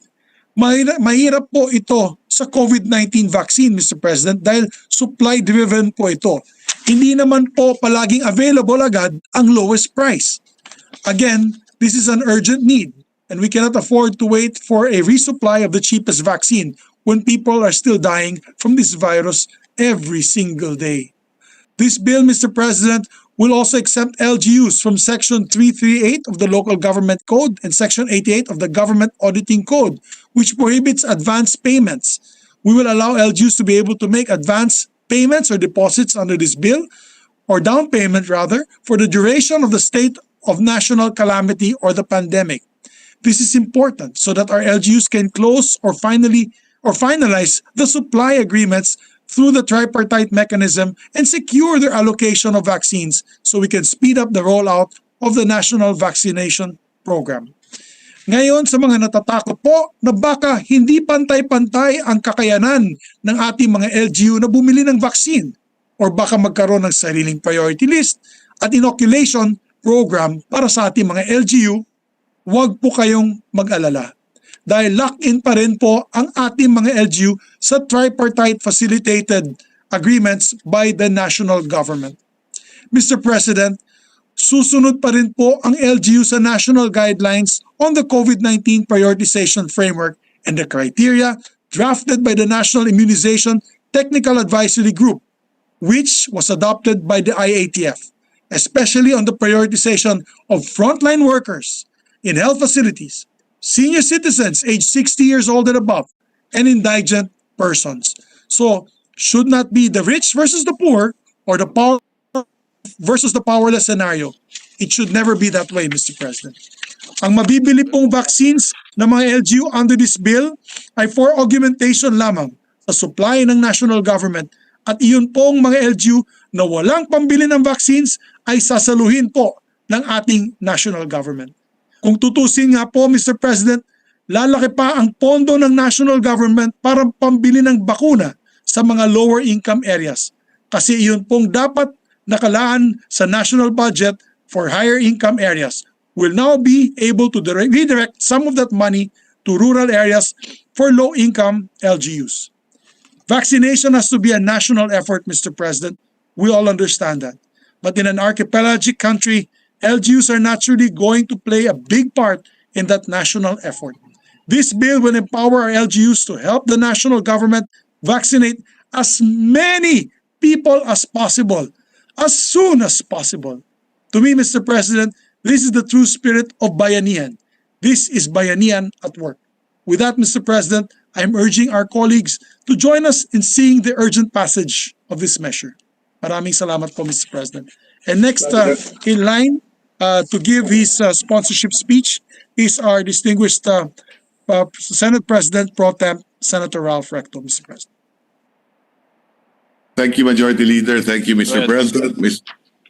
Mr. President, my dear colleagues, if the virus is mutating, so must our rules in containing it. If it is spawning variants, the same must happen to our ways of defeating it. The bureaucracy must always be faster than the virus, and nowhere is the speed more needed than in buying the one thing that could end it: vaccines. Sadly, Mr. President, we seem to be at the tail end of the vaccine race, overtaken by countries with fewer resources, when we, with more resources and more cases, should be getting more.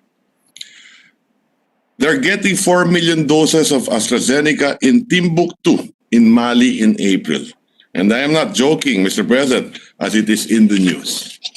We can only watch in envy as planes unload vaccines from Myanmar to Harare. This prompted the joke that government should have conducted contract signing simulation before it held vaccine delivery drills. Mr. President, we need all hands on deck, and the local governments are hopping on board. They want to search their own using money that is theirs. This unburdens the national government in two fronts. It will have to order fewer vaccines and it will spend less money. But while local governments are allowed, it is not a license for them to go on an unbridled vaccine shopping spree. There is no waiver on FDA approvals. Government clearances remain. The multi-party agreement stands. Delivery will follow IATF protocol. Vaccine equitability will be honored. It simply means that what they will do will remain in the ambit of the national vaccination plan. They will not be freelancing. What they want is to stop freeloading on a national government under pressure to deliver as many vaccines to as many people as fast as possible. Many local governments have, in fact, out-hustled the national government when it comes to securing vaccines in a world where such is scarce. How they do it, I don't know, Mr. President. But if this template yielded positive results, then instead of emasculating it, we should in fact be encouraging it. It doesn't matter whether the cat is black or white, as long as it catches the mice. So let us allow more cats out of the bag. Mr. President, the all-of-nation approach against COVID rejects the monopoly of ideas or of work. Certainly, it should not centralize as well under one national authority, the monopoly of buying vaccines. More so if it had been sputtering on the job. We should stop further punishing a people running out of jobs, food, and hope with the shortcomings and bungling of those who are supposed to alleviate their pain and not aggravate it. This bill is a booster shot to the government's vaccine plan. And let me know that it goes several steps further, Mr. President. It exempts vaccines from taxes, for why should government profit from universal misery? The same exemption extends to the private sector, who should not be taxed for doing their patriotic duty. Procurement rules will likewise be relaxed in a manner that will shorten the process without leaving the government shortchanged. When your neighbor's house is on fire, you don't hold a public bidding for the supply of water. As an author of a proposed Senate Resolution 617, which seeks the very same ends that this bill authorizes, I join Senator Miggs, our majority leader, and Senator Sonny in sponsoring this measure. Thank you very much, Mr. President. Thank you, Mr. President. Next Yes. in line to sponsor is our distinguished colleague from Bulacan, Senator Joel Villanueva, after which will be Senator Bongo, Christopher Bongo, and then Senator Grace Poe. All right, President, Senator that's Joel Villanueva, gentleman from Bulacan, is recognized. Thank you, Mr. President. Thank you, distinguished Majority Floor Leader. Mr. President, distinguished colleagues. At first, let me just put on record my sincerest thanks and gratitude and congratulations to the leadership of the Senate headed by our Senate President, Senator Tito Soto, our SP Pro Temp, Senator Ralph Recto, our Majority Leader, Senator Mig Subiri, our Minority Leader, Senator Frank Drilon, the Chair of the Committee on Finance, Senator Sani Angara, and our dear colleagues in the Senate for coming up with this very important piece of legislation. In many emergency situations and calamities in the past, our local government units were always first on the scene. They are the first responders, whether in benign or life-threatening situations. Lagi pong una ang pagsaklolo ng mga LGUs. Bagyo man ito, baha, lindol, putok ng bulkan, natumbang poste ng kuryente, aksidente sa kalsada, walang makakauna sa mga lokal na pamahalaan. I have personally witnessed in my home province in Bulacan, particularly in my hometown, Bukawi, especially during the time of my late sister Mayor Joni, how our local chief executives can make decisions at lightning speed and how they can think of solutions to problems that have resisted traditional approaches. Our LGUs and the private sector saved us many times over in the past. Shouldn't we trust them now, Mr. President? Mr. President, we fully support this measure that will allow LGUs and private entities to purchase vaccines in cooperation with the DOH and the National Task Force against COVID-19. But we are fully aware that not all LGUs or private companies have the resources or capability to procure the vaccines and that there can be an equity issue along the way. While it is true that richer LGUs with the capacity to pay, like Metro Manila cities, could be the first to purchase vaccines, we should also remember that Metro Manila is a pandemic hotspot that accounts for about half of our country's total COVID-19 cases. Kahit na LGU-funded o private entity-funded pa ang pagbili ng bakuna, kailangan pa rin naman pong sumunod sa mga panuntunan, lalo na po kung sino ang mga dapat unahing bigyan ng bakuna. Prioridad pa rin ang mga vulnerable o disadvantaged tulad ng ating mga healthcare workers, senior citizens, indigents, at mga essential workers. Wala naman pong dapat ipag-alala ang ating mga kababayan kung wala pong kakayahan ang kanilang LGU dahil sigurado naman po na bibili pa rin ng bakuna ang national government natin. Mr. President, as we speak right now, more than 176 million shots have been administered over 78 countries. The latest rate was estimated at 5.99 million doses a day, but unfortunately, not a single dose has reached our shores, Mr. President. So let us pass this measure so that once the vaccines are here, they can easily reach the arms of every Filipino adult who wanted one. Maraming salamat po and may God bless us all. all. Thank you, Mr. President. Senator Christopher Bongo is recognized. Thank you, Mr. President. It is my honor to co-sponsor the COVID-19 vaccination program bill to expedite the procurement of COVID-19 vaccines. As a author of this measure and chair of the Committee on Health and Demography, I commend our Majority Leader, Senator Mig Subiri, the principal author of Senate Bill 2042, for pushing for this timely measure, and of course, Senator Sani Angara for coming up with the committee report with the help of our colleagues. As discussed by Senator Galvez during the committee hearing and during the meeting with the President yesterday, this bill is urgently needed, particularly to allow our local government units to procure vaccines and make advance payments up to 50% in order to increase our national volume, and to include an indemnification fund that is being requested by vaccine manufacturers to cover the adverse effects of the vaccines, if any. Malaki po ang pasasalamat ko sa ating mga LGU sa kanilang inisyatibo sa pag-secure ng vaccines para sa kanilang constituents. The national government must work hand in hand with our LGUs because despite the national government's own tireless efforts, we cannot do this alone. We need to be unified. We need to be united amid these challenges.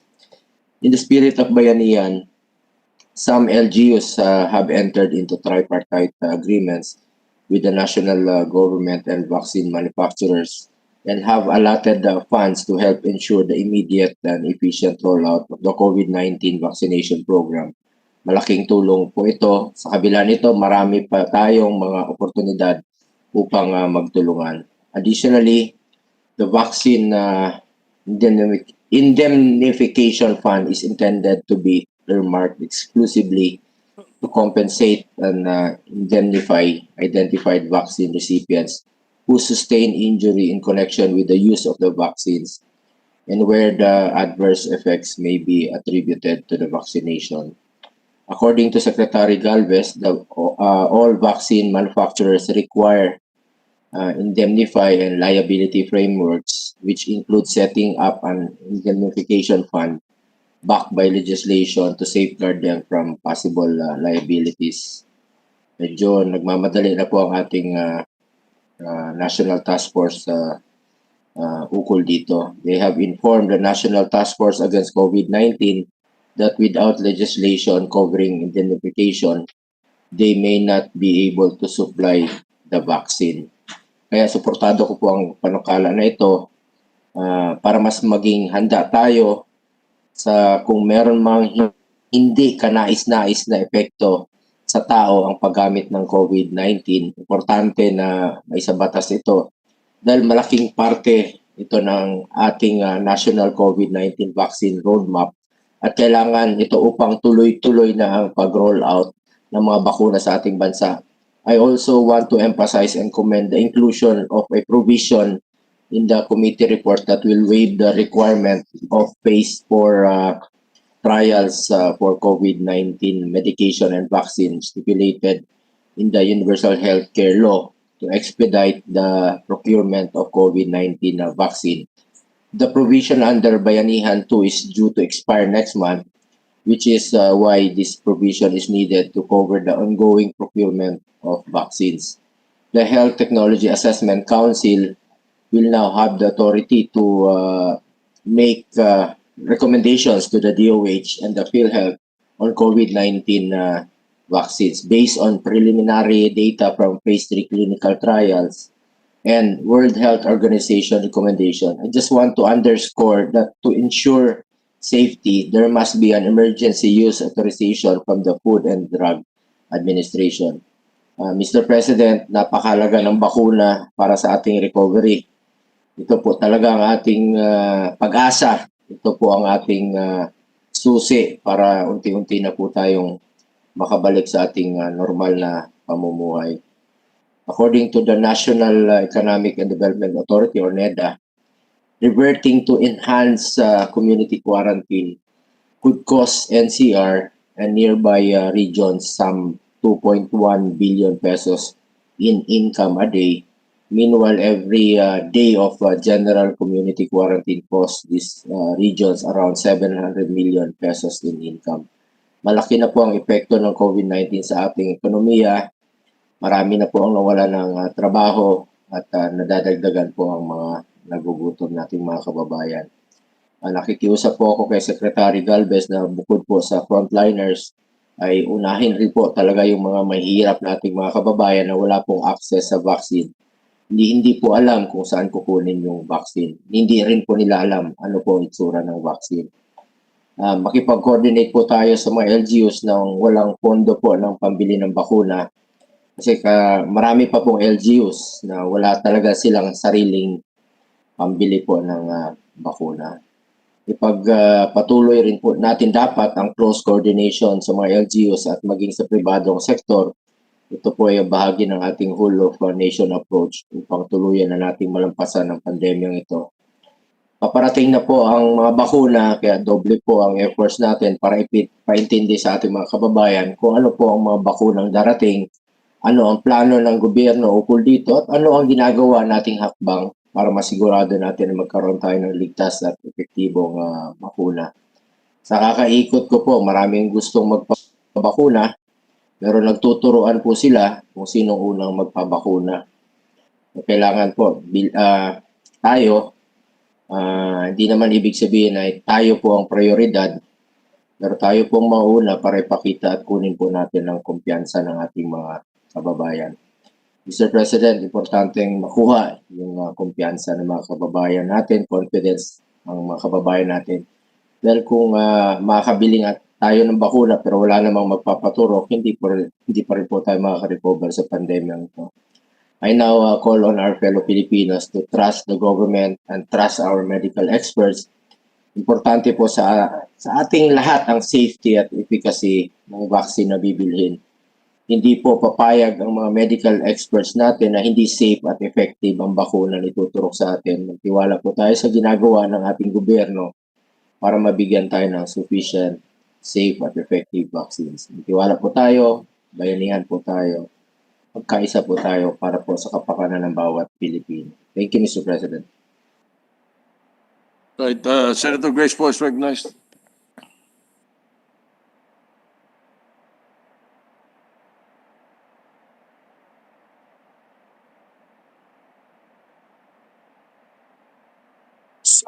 Senator Grace Poe, Mr. President, she mentioned she wanted to give a co-sponsorship speech. Mr. President, in the meantime, can we ask the majority leader to represent the Senate as the first recipient of the vaccine? Mr. President. And I think he prefers the posterior injection, Mr. President. Mr. President, you know the sponsor, Senator Angara, has always gave me priority in only statements. Statements that make no basis. Mr. President, I may not be able to be the first because I'm neither under the priority list of government I'm neither a frontline health worker or am I a senior citizen. I believe the best person to take the job would be our two youngest members of the Senate. That would be our Senate President as well as our minority floor leader, so we can show bipartisan support for the vaccine. I think that would be the best. Don't forget Senator Lacson and Gordon. Oh, yes, of course, Senator Lacson and Gordon. That way we can bring the left and the right together as one in this chamber, and we can Mr. show them that President. we are united with this vaccine program. Mr. President, just a Yes, very short Mr. Villanueva. manifestation. I joined Senator Angara in nominating our majority floor leader because he is the most essential worker, Mr. President. Imagine there are two agenda that is not part of today's agenda that we are tackling today. Thanks to our majority floor leader. Yes, thank you, Mr. President. Due to the emergency nature of the measure, we really need to tackle this right away. While we're waiting, Senator Grace Poe, I believe she's having technical difficulties. May we recognize Senator Francis Tolentino as well as our minority floor leader afterwards, Mr. President. Yes, Mr. Senator President. Francis Tolentino is recognized. With the permission of our sponsors and authors, may I be allowed to be a co-author likewise, Mr. President? The Yes, it permission would be an would- honor, Mr. President. It would be an Thank honor. you, Mr. President. That permission would allow me to rejoin the ranks temporarily of the ranks of our LGUs, Mr. President. Last night, Mr. President, just a brief manifestation. I was reading this small, short article coming from the Journal of Public History, Volume 20, 2008, and the title is "The Least Vaccinated of Any Civilized Country" by Michael Wilrich. Nakakatakot po, Mr. President, but to share just two takeaways, Mr. President, as part of my permitted co-authorship.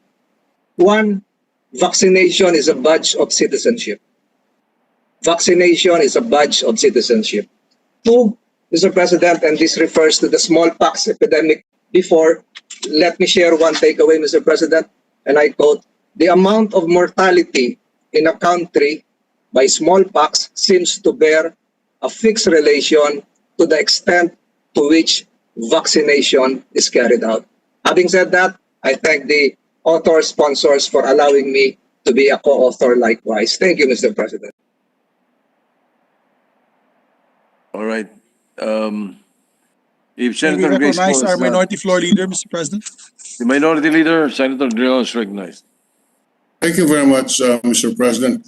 I was actually raising my hand to manifest my support for this bill, to show that there is bipartisan support for this measure. However, in the period of interpretation, I would like to ask a few questions and put on the record certain issues for the guidance of the implementers of this law. Thank you very much, Mr. President.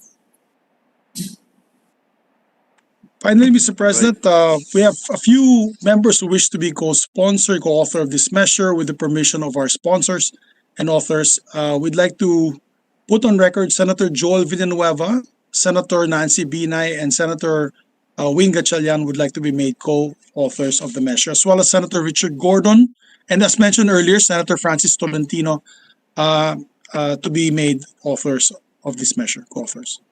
And we'd like to so move, Mr. President, to put place on record. All right. I take note of the manifestation. And we'd like to recognize Senator Gordon, Mr. President, who would like to be recognized.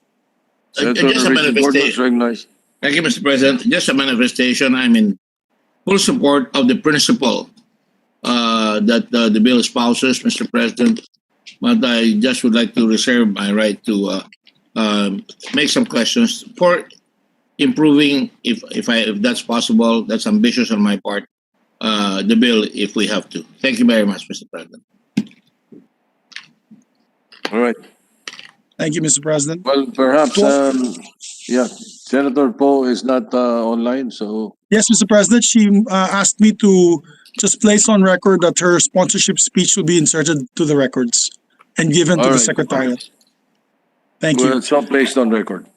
Thank you. With that, Mr. President, to allow our colleagues to study the measure further, we just like to make an announcement that we will put this in the agenda first hour tomorrow, discuss this and debate upon it already due to the importance and the need that it's time-bound, Mr. President. With that, we move to suspend consideration of Senate Bill number 2057, Mr. President. All right. Hearing no objection, consideration of 2057 is hereby suspended. Thank you, Mr. President. A dear colleague of ours would like to avail of the privilege hour. May we recognize our distinguished colleague from Zambales, Senator Richard Dick Gordon, to give a privileged speech, Mr. President. Senator Richard Gordon is recognized.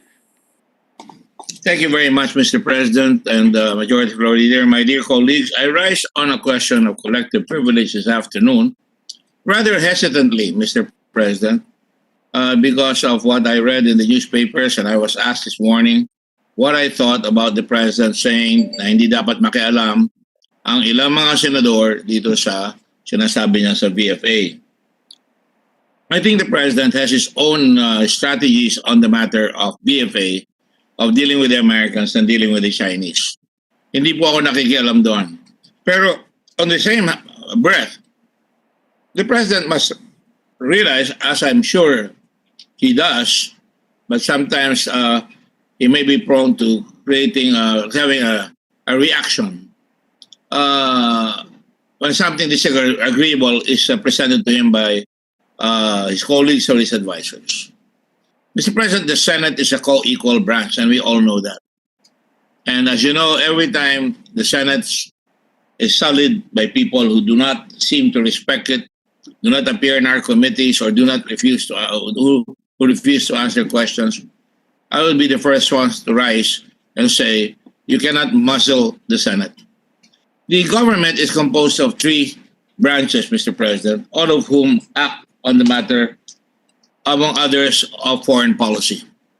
In the matter of foreign policy and national security, the Senate can react. After all, we ratified two treaties, the Mutual Defense Pact of 1951 and the VFA, Mr. President, which we also ratified. The jury is still out on the issue of whether we need Senate ratification or adherence if we are going to withdraw from a treaty. But then, Mr. President, I don't think the intention right now is to withdraw, but to really negotiate on the matter of price. While I do not share the President's propensity to make statements aloud or in the public, because I believe diplomacy should be undertaken quietly, Mr. President, then I think quiet diplomacy is far more effective than public posturing. I would not want, again, the Americans during the basis talks in 1991, 1990, to say that we do not negotiate with countries that have a cash register beside it, Mr. President. I think that demeans the nation.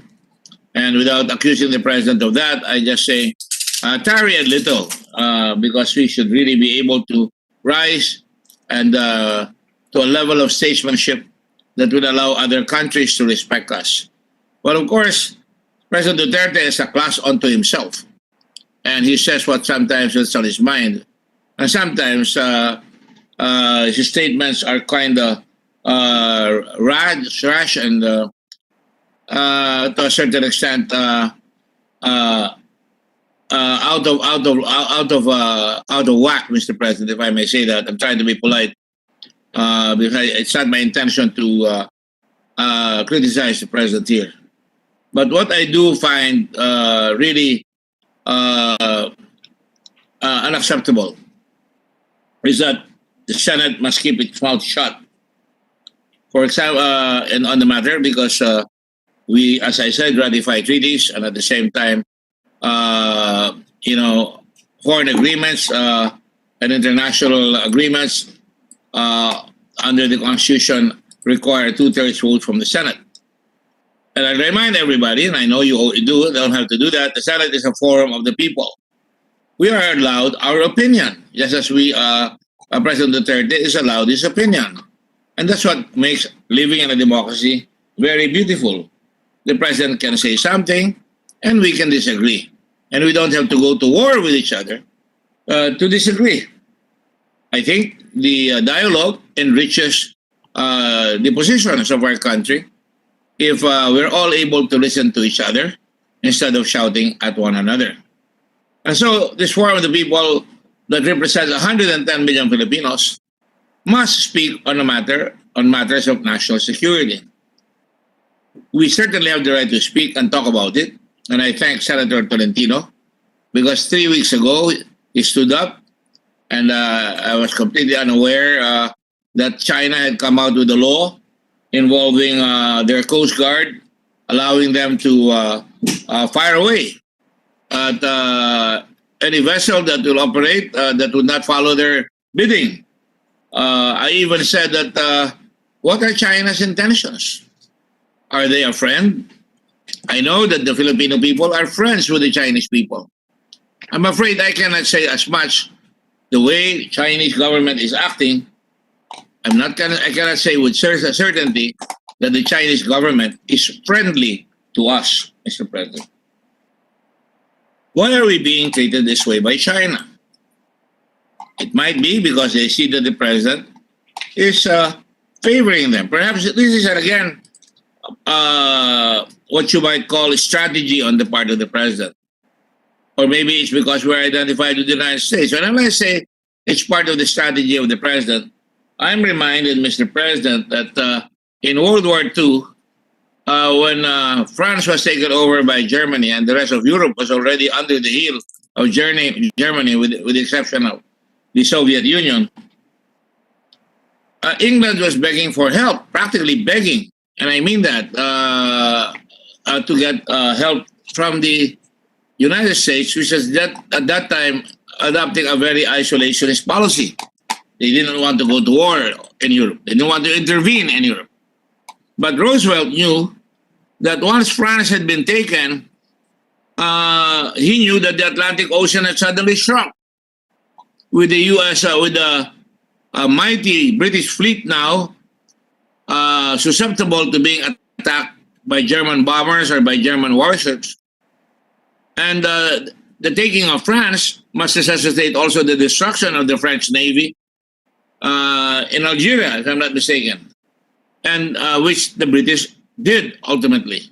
But upon the other hand, the thrust of the strategy of Roosevelt in order to get the American people, who was totally isolationist at that time, was to say to Winston Churchill that I can give you 50 old destroyers and other equipment because I can tell the American people that the war has gotten nearer to our shores. But at the same time, I must also tell them that you would have to contribute bases in exchange for land lease. Not only bases, but secrets of the United Kingdom at that time. And Mr. President, they did. In British territories, they gave 99-year leases. For example, in Diego Garcia, in the Indian Ocean, in Egmont Islands, Ile Anglais, Danger Island, Eagle Islands, Nelson's Island, Great Chagos Island, Three Brothers Island, Ile Diable, Ile Dussel, Ile Mapu, Ile Jacobin, Ile Sepulture, Le Car Pate, Blenheim Reef, the Bodam, Sikau land.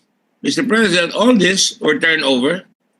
And Winston Churchill, and I quote, in exchange for the overage destroyers, in exchange, and giving the American bases the right to these British possessions, Winston Churchill later called it a decidedly unneutral act. Because at that time, America had 4 laws on neutrality. A decidedly unneutral act for the destroyers were far more important to Great Britain. It was in peril already of a German invasion. And in his view, Winston Churchill felt that they were far more important to Great Britain than the bases were to America. Well, in truth, in retrospect, I don't know. The only base that they occupy right now, as far as I know, that is important is Diego Garcia in the Indian Ocean, only because it is near the Middle East. And Mr. President, these bases were quite remote from any conceivable theater of operations, and some even duplicated existing American bases. Meaning to say, and I quote that from Henry Kissinger's book, Diplomacy, meaning to say now, it's a face-saving gesture and a way out for President Roosevelt to convince his fellow Americans to allow him to intervene, or the United States to intervene in the coming war against Germany. Perhaps this is the strategy of Mr. Duterte. Perhaps he's saying, as if to say to the Filipino people, well, they should pay. But I think he should say that silently, and he should allow his able ministers, particularly the Secretary of National Defense, whom I admire deeply, as well as Secretary Lorenzana, as well as Secretary Teddy Boy Locsin, again, somebody that I admire, to do the negotiations for him rather than making the statements. That's why I don't charge the president with a knee-jerk reaction, because probably he was miffed by a statement made by some of our colleagues or some other people I don't even know that they're trying to intervene and think better than they are. We really have to step back a little bit and allow presidents to have their strategies. But in the ultimate objective, Your Honor, the Senate must have its say to ratify or to disagree. And that is guaranteed under the Constitution. And that is why also the people have the right to have their say. Because I question China's intentions because they're so near us. And, their submarines go past us and planes probably go past us. They have been teasing China, Taiwan, with their planes flying over them. They have their aircraft carriers pass over the Taiwan Straits. And Mr. President, I don't think that we should take that with a grain of salt. I think, as you have heard me so many times, for those of you who have been with me in the earlier Senate, I've always said from the very beginning that we must, if we want peace, we must prepare for war. Meaning to say that we have to put on money upon our military for the patrol of our external oceans, the protection of our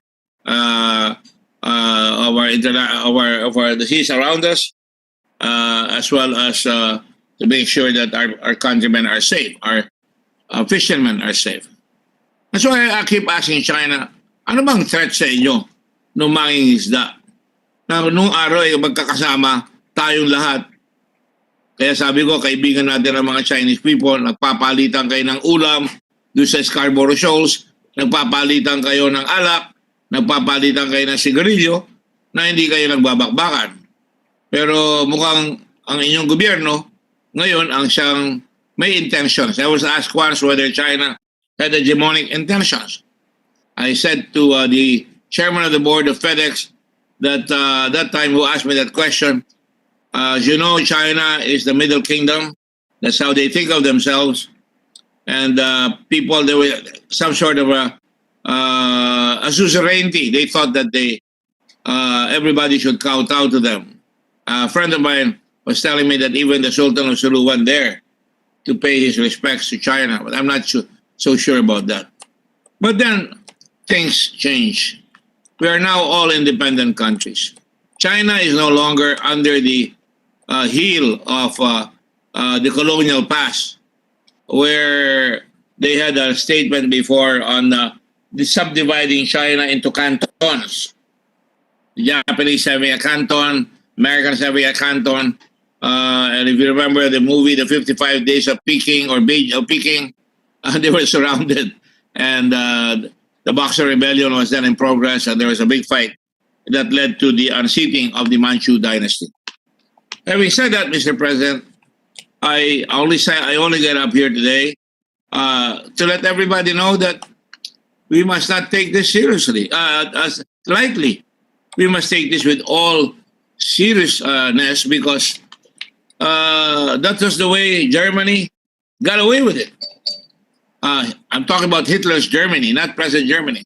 Hitler's Germany got away with it because he said, oh no, we will just take free the Rhineland as part of our territory. You don't need French troops there anymore. And then later on they said, I need to get the Sudeten land because the Germans are being citizens there. German-speaking Sudeten land in Czechoslovakia are being abused. Or for that matter, Danzig, Poland, they're being abused. So if that is the case, Mr. President, it could very well be said, and I hope they won't, that you have a Chinese population here who have been totally assimilated. They are mayors, they're governors, they're here, but they might concoct an idea that the Chinese people are being abused here. And they might provoke something. For that matter, that happened already in Indonesia. And in Indonesia, during the time of Sukarno, the Kami, the Indonesian youth had their first quarter storm version, and they really went wild and attacked all the Chinese there. And even Nasution, General Nasution at that time, was attacked, but he was saved by the pro-Indonesian forces. And they dumped many of their Chinese compatriots in a place called Sapang Buaya, literally being eaten by the buayas in Indonesia. So, if we must have the peace, Mr. President, and I hate to say this because I'm not saying that there's going to be war, if we are to have peace, we have ASEAN. Anong ginagawa ng ASEAN? Baka siguro panahon na para pag-aralan na yan nangyayari ba sa Myanmar, hindi tayo makakibo. Ako, kung may bubo dyan, na dapat non-interference, siguro dapat hindi non-interference but constant dialogue on matters that affect each other's countries. Or for that matter, what would be our attitude in case China runs rampant in the West Philippine Sea? I'm not sure whether ASEAN will remain steadfast in its unity. Certainly, and I'm taking a risk of being criticized by my friends in Cambodia or in Laos, they're closer to China. They may not have that kind of independence of heart to be able to say no to China, which is extremely very, very strong. Now, Mr. President, don't get me wrong. I'm a dear friend of China, and I have a lot of friends there. I was there with Ferdinand Marcos Jr., as head of the young delegation of young people, not too long ago on the occasion of the 10th anniversary of the Chinese-Philippine relationship. We were received very, very well. Chinese people are very smart people. They are a 5,000-year-old civilization that has invented medicine. In fact, one of the things I'd like to do, and I'm studying right now, is see whether we can allow the practice of traditional Chinese medicine in our country. My children went to Xavier School and they speak fluent Chinese. They even go to China to study on the ground and learn from each other. And that to me is the best way to constantly interact with each other and not to be expansionist, not to be overly aggressive, not to be over-claiming. This 9-dash line has already been disproved by Geneva, Mr. President. And I think we should stick to that. And Mr. President, if we continue to show, maybe the President is not showing weakness, maybe as I said, it's a strategy. Weakness can only invite more aggression, Mr. President. And that is why, how dare them say that they're allowing their Coast Guard to attack any ship, any banka boat, or any place, an island. We have an island there, I think part of the province of Palawan, called Pagasa. How dare them say they will blow him out of the water? How dare them say that they will invade them and remove them? Mr. President, they tried to do that in Vietnam and they each got a bloody nose. The Vietnamese fought back. I admire the Vietnamese people for doing that. They did that with the Indians in the 50s. And the Indians fought back. And they had to step back. Even with the Russians on the Osiri River. And again, there was the clashes and a few deaths, and then they had to go back. But we are a people that will stand up. And that's why I just filed that bill on Lapu-Lapu, making him the sentinel of freedom of Asia to show na Lapu-Lapu was really a peaceful man. But when somebody threats on him, he will fight back because he is not just a Bisaya, he is not a Sugbu, he is in his heart, he has in his blood the blood of freedom, which we must go back and claim for our children and for our posterity. And so, Mr. President, today, I am filled with, resentment at this time for what my friends in China, our friends in China are doing. Let them prove their intentions. Unfortunately, intentions are not good enough. We can see their capacity. We can see their carriers. We can see their jet planes. We can see their bombers. Kung kailan sila lumaki, ngayon gusto nila, they want to be in competition with America. Yung competition na yan, yabang lang yan. The salvation of the world is in peaceful coexistence, good trading, and certainly lots and lots of doses of compassion for each other, Mr. President. And so today, I would like to thank my colleagues for allowing me to just say a few words about what's happened yesterday because I was shocked. I don't think that the president should say that wala kayong pakialam or wala tayong pakialam. Even kung kahit na naanghangan siya doon sa sinabi sa kanya. The president, I still look up to as a statesman. To some people, that's passe. But I respect the title, Mr. President. I respect the title of the presidency. It must mean something to every Filipino. And that's why the president must answer to that definition of statesmanship in the presidency, and that he must act like the president of all the people of this country and represent as well throughout the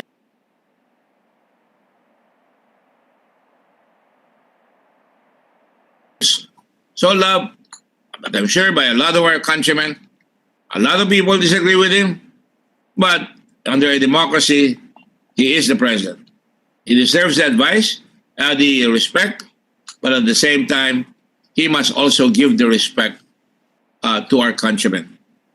Thank you very much, Mr. President. Mabuhay po ang ating bansa. Good afternoon. Thank you very much, Senator Gordon. Majority Leader, I'm the only one here. My apologies, I had to run to the restroom for a I restroom break. think Senator Francis Tolentino Recognize is... Senator Francis Tolentino, yes. Yes, we recognize Senator Francis Tolentino.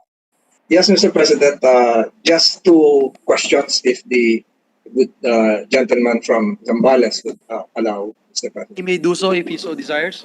Of course, Mr. President, I'm always accepting questions from our dear colleagues. Yes, Okay, Mr. please President, I'd like to congratulate the good gentleman for insisting the institution of the Senate that should not be diminished in its role in society. I totally agree with that. When one good thing, Mr. President, when you're working from home, Mr. President, is you have a lot of materials and data readily available rather than when you're in the plenary, Mr. President. So I have some data here with me that would serve as the foundation of my questions. Just two questions, Mr. President. When the good gentleman was serving as the youngest member of the Constitutional Convention, I think that was 1971, if I'm not mistaken, Mr. President. Your memory is quite good. You have not been attacked by Asog, Asog no siya yet. Yes, Mr. President. During that period, Mr. President, that was 1971. The Supreme Court of the United States came out with a very, very trailblazing announcement case. This is Cohen versus California. I have it with me. This was written by Justice Harlan. And one of the takeaways, Mr. President, is this, and I quote, "One man's vulgarity is another man's lyric." And I repeat, one man's vulgarity is another man's lyric. Perhaps to the listener or the listeners, I was not able to hear the comments of the President yesterday or the other day. It would appear that it would be vulgar. But for him, probably it would be lyrics. And probably it would be based on his own sentiments and reason on how to proceed with public administration. Is that a correct assumption, Mr. President? I think I was very clear in my speech, Mr. President. I did not attack the president for his vulgarity. I said that that time and moment, that was what I was trying to say, that he was probably been, annoyed.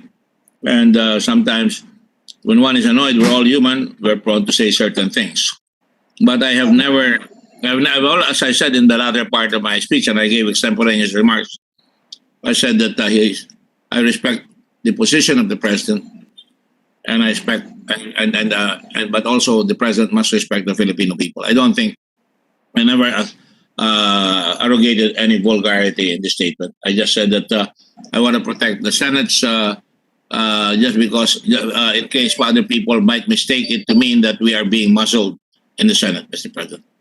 No, Mr. President, I stand corrected. I was not able to listen to the speech of the good gentleman, but I was referring to the previous speech of the president, and probably to tie it up with his speech a while ago, this must have relation to the speech delivered during the Clark Field ceremonies, wherein turnover ceremonies of newly acquired planes and air assets were turned over to the Philippine Air Force. And that's when the notion of payment cropped up.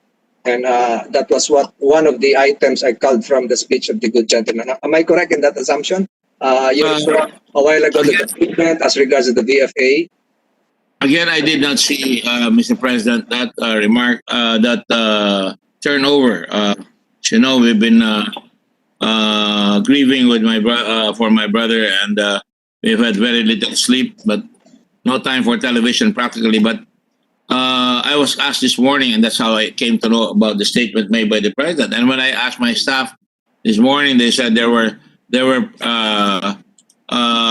remarks made by some of our colleagues here, and I don't even want to mention them, that says that we're not for sale. We're not that. Even the vice president made a remark that it was extortion. I think we should tone down the noise in this country and try to find out whether we can dialogue. And I didn't want to say this, but now I am going to say that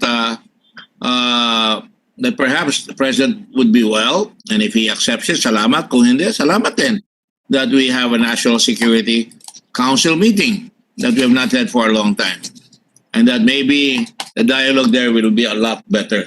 Because kung mag-iingay tayo dahil inuudyukan tayo ng media or iniidyukan tayo, because that's the business of media, to find out what are the emotions of the people, then magkakamali tayo. So I'm glad that if you say that we were getting equipment from the United States, that's great. We need more. But we should not feel entitlement because, like I said before, the policy of Japan, of Korea, of America, and everywhere, perpetual policy which enrich the country, strengthen the military. So we cannot be invaded or we cannot just be slapped around. My last question, Mr. President, perhaps my previous question was not placed in the proper context, but again, it reverts the notion of the president being the chief architect of foreign policy, and perhaps the notion of payment can be equated to other terms rather than compensation, perhaps in terms of the historic friendship between the Philippines and the United States. It can be equated to more people-to-people exchanges. It can be equated to more cultural exchanges, higher B1 visa grantees and percentages, not to mention the used military assets being given to us by the United States. So, Mr. President, I think there is really no quarrel here if we contextualize it as the president made his speech. In the middle of that speech came that word which is being asked now of by the media. Again, I repeat that phrase I mentioned: one man's vulgarity is another man's lyric.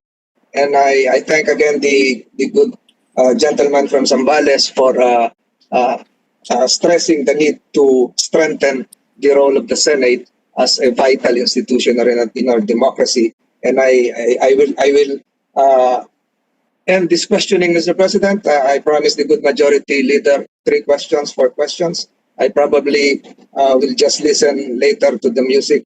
That's what friends are for, Mr. President. Mr. President, Thank you, Mr. President. Mr. President, if I may just make a repose to the statement by my good friend, Senator Tolentino, I'd just like to point out that precisely the matter of compensation is not exactly objectionable. All I'm saying is maybe it's better to tone it down, quiet it down in the 4 corners of a table, holding one another, you can talk about it. I even cited a precedent in Europe when the hands of President Roosevelt were tied and he could not give arms because of the laws on neutrality imposed upon him. And when he saw that the national interest of the United States has suddenly been threatened by the capture of France by the Germans, he knew that Britain, a former colony, and by the way, I'll tell you something, Americans never had much love for the British even at that time. And to a certain extent, even at this time, because they were a former colonial master. And therefore, at that time, acting on the national interest, Roosevelt figured, I do not approve of Hitler's antics, of what he's doing to other countries. And certainly, if he takes France, he can take Britain, and there will be no British Navy enough to support an invasion that will finally come to the United States, Mr. President. And that's why he asked for compensation.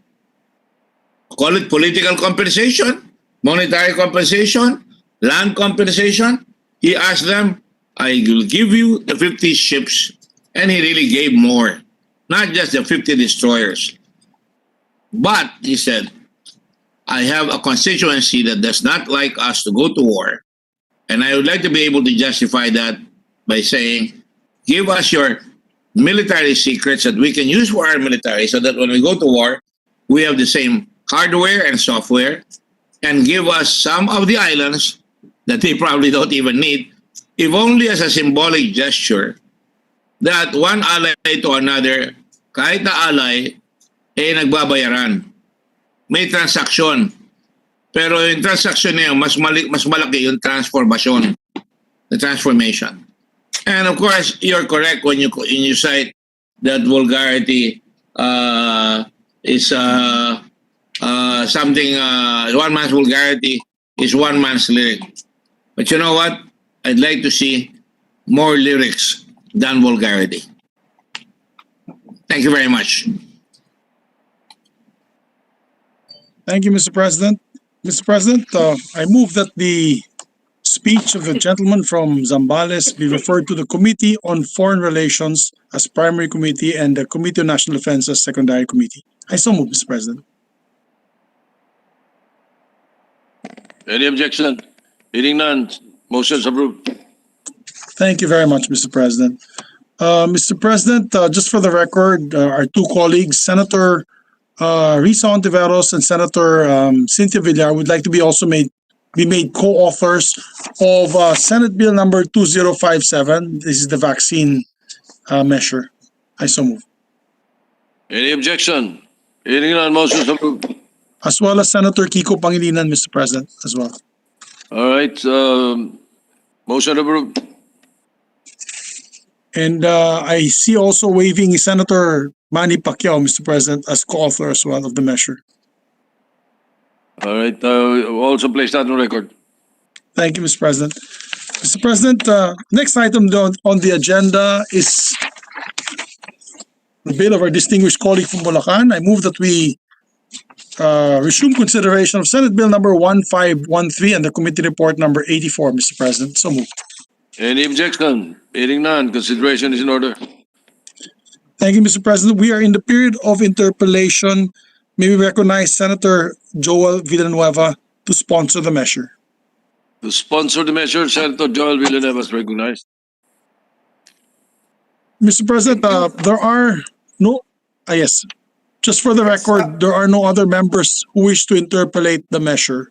Yes, Mr. and President. just to put on record, Mr. President, distinguished majority floor leader, this representation had a chance to discuss this particular measure to a lot of members of the Senate, specifically our minority floor leader, Senator Frank Drilon and Senator Pia Cayetano. And we thank all the members of the Senate who introduced amendments, Mr. President. It used to be 4 to 5 pager bill. Now it's down to 2, Mr. President, 2-page measure, Mr. President. Well, Mr. President, let me do the proper motion is to close the period of interpellation. I so move, Mr. President. Mr. President. Before I do that, may we recognize Senator Pimentel, Mr. President. Yes. Senator Rogelino Pimentel III is recognized. Sorry for the late manifestation because I all of a sudden became interested in the measure. If the sponsor will allow some interpellation or exchange so that we will get to know more about the measure. Yes.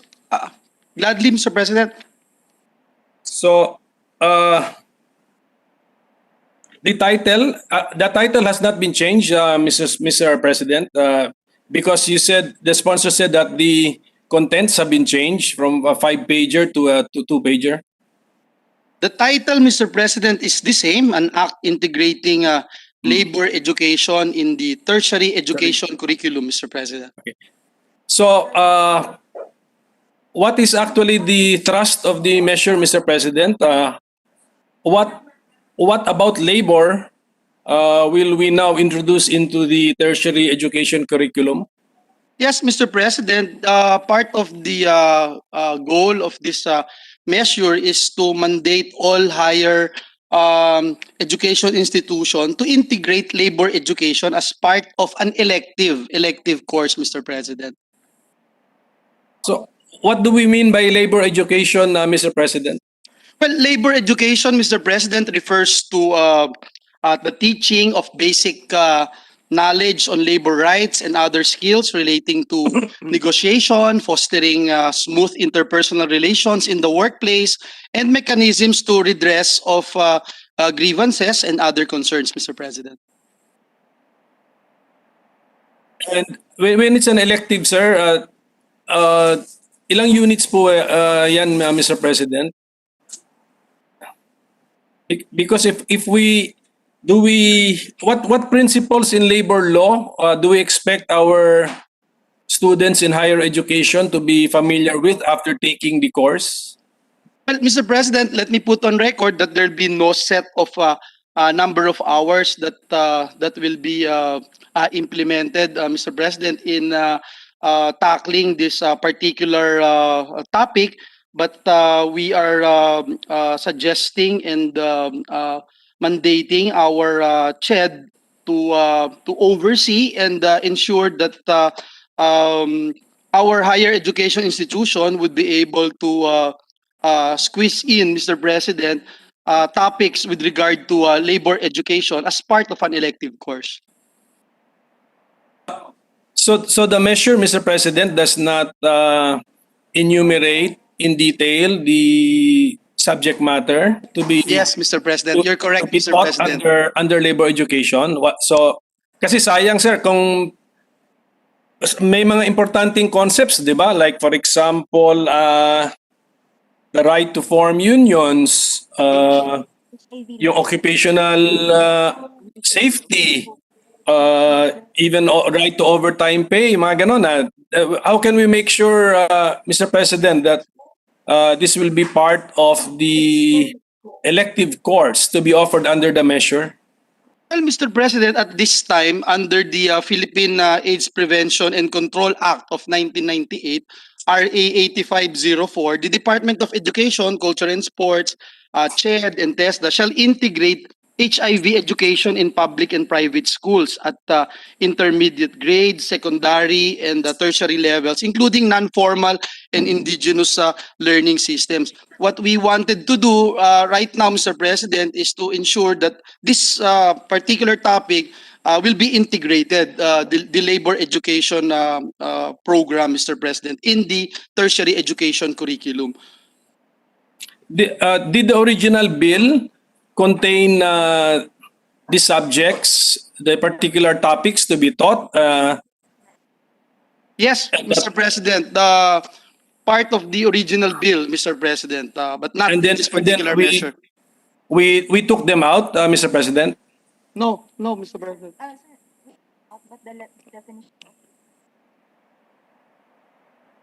We took them out, but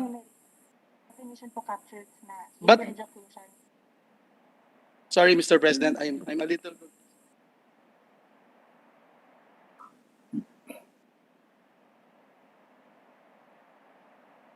Yeah, because yung labor education is already defined in the law. This particular measure will be defining the labor integration, labor education, Mr. President, labor education, the definition of labor education, which is referring, Mr. President, to the teaching of basic knowledge on labor rights and other skills relating to negotiation, fostering smooth interpersonal relations in the workplace, and mechanisms for redress of grievances and other concerns. Okay. So at least, Mr. President, there was an attempt to enumerate the aspects of labor to be part of labor education. I could count three subject matters were enumerated, and then were followed by a general phrase and other matters. So is the sponsor satisfied with that, or is he open to, at the proper time, to expanding the enumeration of the subject matters of labor education? Well, we're satisfied, Mr. President, because meron naman pong opportunity doon sa implementing rules and regulations to yung pagkakataon, Mr. President, to develop the module, Mr. President. And I think that's more than enough, Mr. President. Okay, sir. If the sponsor is happy with how it is phrased, but what I fear is that we might be unhappy with the IRR or the modules, and then magrereklamo tayo. We have the chance now to be more specific with our law. You want to be flexible, eh?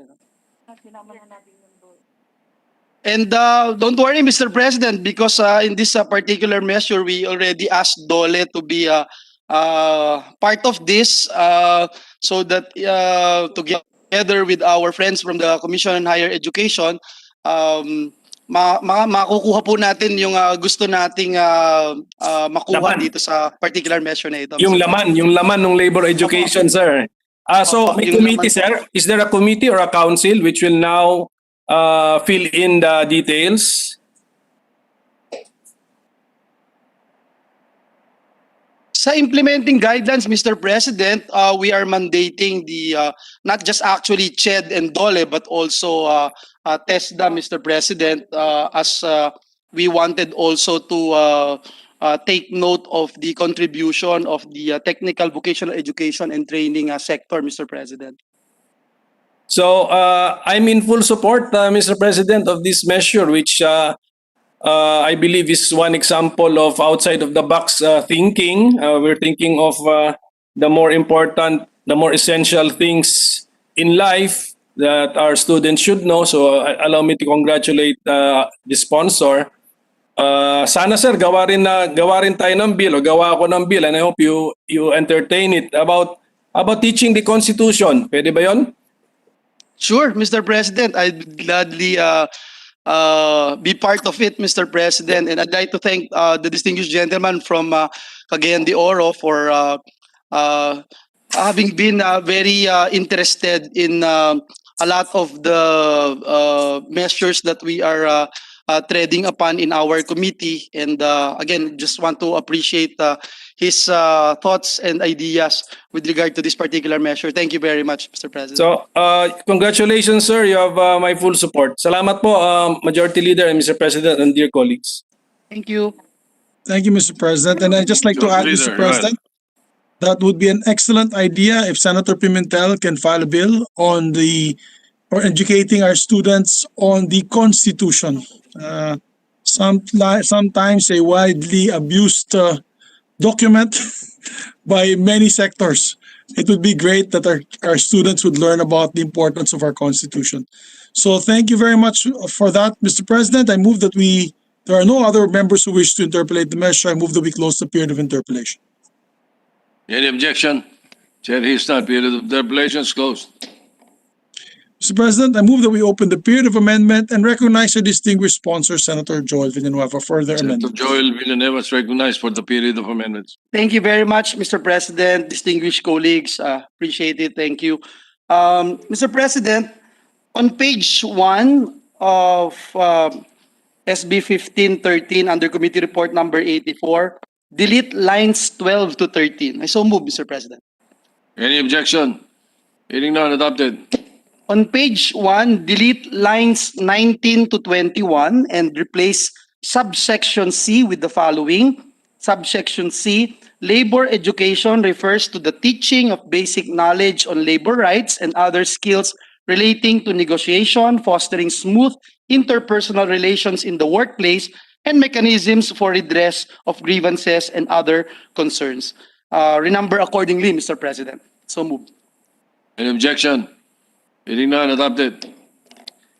Page 2, Mr. President, line 2, delete the phrase "are mandated to" and replace with "shall." I so move, Mr. President. Any objection? Hearing none, adopted. On the same page, delete lines 4 to 31, Mr. President, and replace with the new subsection, letter A, that shall read, "shall integrate labor education as part of an elective course," and then renumber accordingly. I so move, Mr. President. Any objection? Hearing none, adopted. On page 2, delete lines 36 to 47. And on page 3, delete lines 1 to 14 and replace section 5 with section 5. Integration of labor education in technical and vocational education and training curriculum. The Technical Education and Skills Development Authority, TESDA, in partnership with the Department of Labor and Employment, shall develop the appropriate modules of instructions and other relevant materials relating to labor education and shall encourage TVET institutions to integrate labor education in the TVET curriculum. I so move, Mr. President. Any objection? Hearing none, adopted. On page 3, line 16, delete amendment of the list of GE courses and in return, and the phrase "in the." That's it, Mr. President. I so move, Mr. President. Any objection? Hearing none, adopted. On the same page, delete lines 17 to 22. So the new section 6 shall read as section 6, curriculum review. In all cases, the coverage and quality of offering labor education shall be included in any comprehensive curriculum review to be done by CHED and or TESDA. I so move, Mr. President. Any objection? Hearing none, adopted. Last but not the least, Mr. President, on page 3, line 27, after the word "with," insert the phrase "dole and." So it will read section 7, implementing rules and guidelines. Within 60 days from the effectivity of this act, CHED and TESDA, in consultation with DOLE and relative stakeholders, shall formulate the rules and regulations to effectively implement the provisions of this act. I so move, Mr. President. Any objection? Hearing none, adopted. That's it, Mr. President. Thank you very much. Thank you, Majority Leader. Thank you, dear colleagues. Mr. President? Yes, thank you, Mr. President. If there are no other members who wish to propound amendments, I move to close the period of amendments. Any objection? Hearing none, period of amendments closed. Thank you. With that, Mr. President, I move to approve on second reading Senate Bill number 1513 under Committee Report number 84. I so move, Mr. President. Any objection? Hearing none. Senate Bill 1513 is hereby approved on second reading. May we recognize our Minority Floor Leader, Mr. President, before we Thank you very much, Mr. President. Before you suspend consideration of the measure, may I put into the record my congratulations to the author and sponsor of the measure, Senator Joel Villanueva. As a former Secretary of Labor and a labor practitioner before I joined the Senate, Mr. President, I do appreciate the value of the bill and the ideas that were put into it. I must confess that initially we had reservations about the clash of the bill with the concept of academic freedom, because then if we recall, the academic freedom would abhor the state dictating upon the schools and educational system what subjects to teach. And a good compromise was incorporated by and adopted by the sponsor by putting it as by putting labor education as an elective. In other words, it is now the choice of the student whether or not to take labor education, and the state does not dictate upon the student or the academic. And it is in that regard, and it is in that context that the idea of Senator Coco Pimentel about including the Constitution can also be adopted along the line of an elective in constitutional in the Constitution. So that is a good compromise adopted by the good sponsor, and I congratulate him for finding a proposal that can meet the objections on interference with academic freedom, and at the same time push the concept of labor education to our youth, because this is critical when they join the labor force, that they know exactly what the rights and the law would be, and the need for them to have a harmonious relationship with the employer. So it is in that sense that I have cast an affirmative vote on the approval of the second reading of this measure, and once again congratulate and commend our good chairman of the Committee on Labor for this important legislation. Thank you very much, Mr. President. Mr. President, if I may. Yes. Thank you, Mr. President.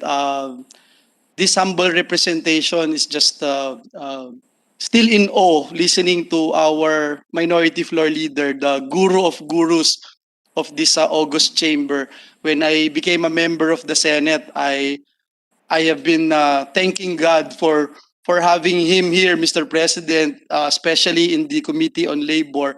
And I would just like to put on record my sincerest and deepest appreciation to his contribution, Mr. President, not only to this August chamber, but personally, Mr. President. I have been learning a lot from him, and I expect to learn from him all the more in the coming days.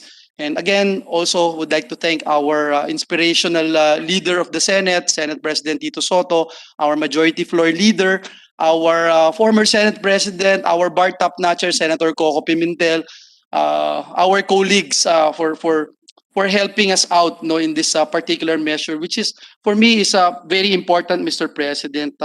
Indeed, we need this labor education in our schools to equip both workers and employers with the right labor information, so that they will become better citizens, better partners in attaining and maintaining harmonious labor management relationships.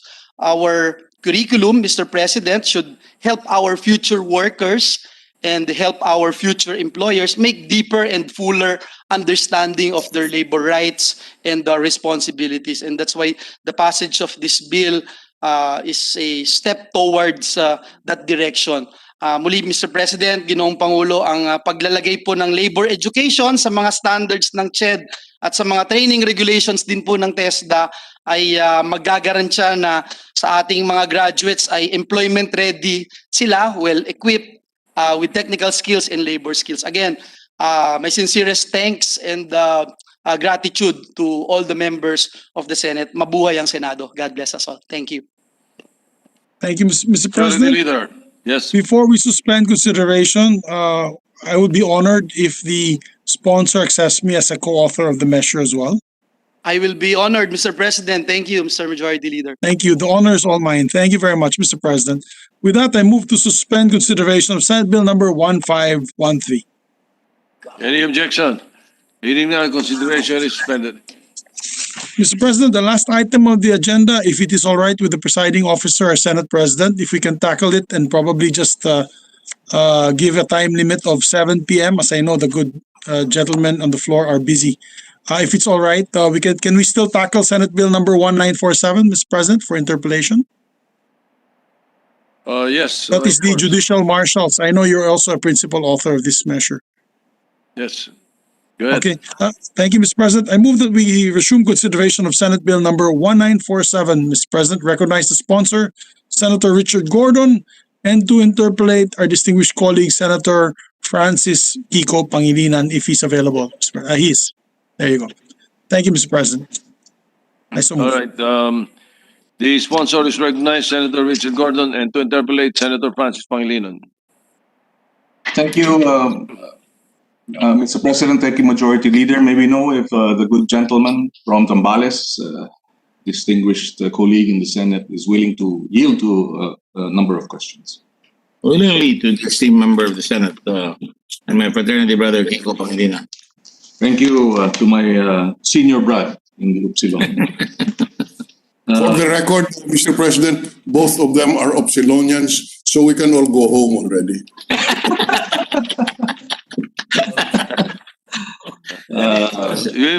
We will consider that after we listen to them. That's only because Sigma Rons have a difficult time understanding the intelligence of the Upsilonians. The language and the intelligence. Thank you, Mr. President. Thank you, distinguished sponsor. Before we proceed with our interpellation, we would like to place on record that we support the need for us to address the what I call a crisis facing our judicial system as well as our judiciary. This crisis must be met with precisely bold, aggressive measures to be able to deal with it.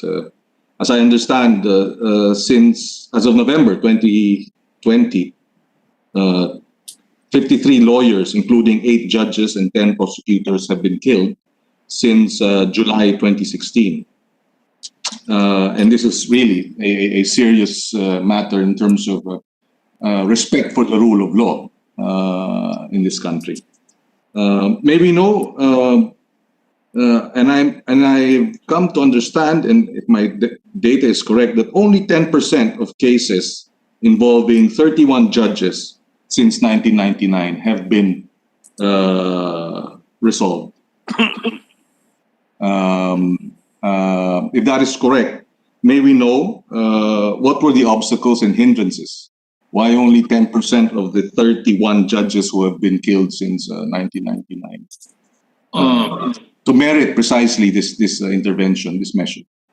Well, I'm aware, Mr. President, that there are a few cases, hardly a few cases have been solved. In fact, but I will try to get that precise information. I had it somewhere, I can't seem to find it right now.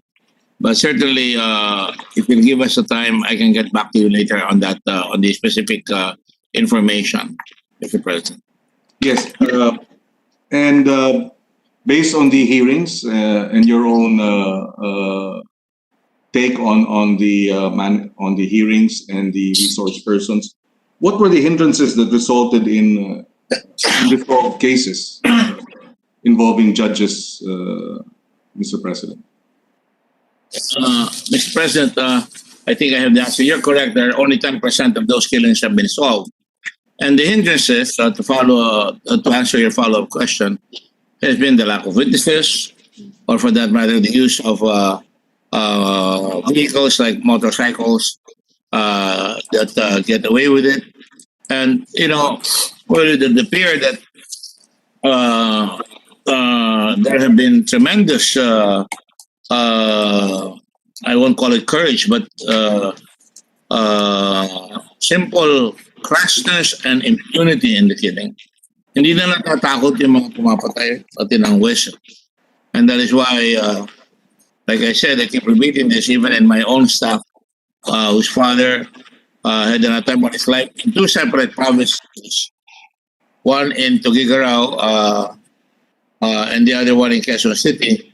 There were 2 attempts on his life until they got him on the 2nd attempt. So talagang sa akin, the lack of prevention and the fact there is no follow-up that would come in. The police are probably too very busy to look at other things. And certainly, you know, there's no real pursuit. It goes into a cold case file and it disappears. Yes. That's why with the judicial marshals, there will be some focus on it. Yes. And speed. Yes, thank you. We were listening to the previous interpellation, and we noted that this judiciary marshal bill is up to a certain extent patterned after the U.S. Marshals. Is that not right? That's correct. Yes. I think a distinction, however, or a difference with this measure and the U.S. Marshals would be that the U.S. Marshals is under the Executive Department, if I'm not mistaken. The Department of Justice. That right, which is the Executive Department. This Judiciary Marshals is under the Legislative Department. So there is a difference. Then, in other words, one is under the Executive Branch, the U.S. Marshals, while ours, the proposal is that it will be with the Judicial Branch. Yes, it has come to a point, Mr. President, that the Senate colleague, that many judges have even asked to arm themselves.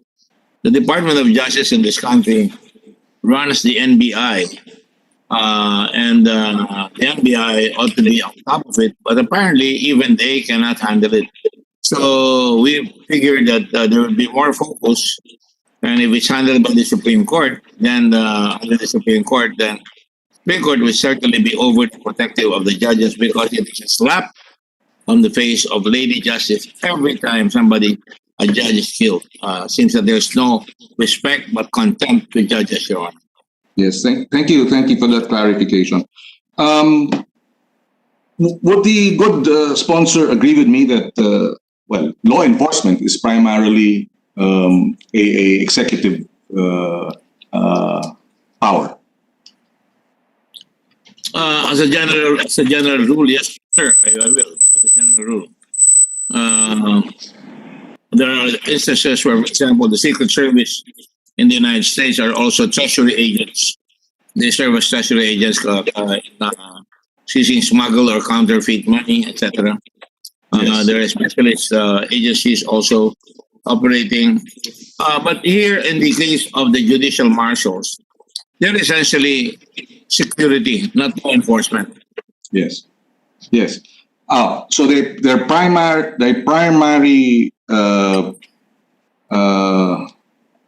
primary function would be security.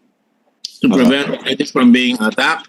Yes. To put order in the courts, to make sure that they have a file to allow them to see, study what are the possible threat, and be able to have a threat analysis. Yes. On a particular judge who may be handling very sensitive cases. Yes, that is I think a key feature that will help us better understand precisely what the measures of priority or focus would be. Because if it's securing our judges and justices, then we see that as one of the functions precisely that should be undertaken by the judiciary to protect their own. It becomes a bit, how do you call it,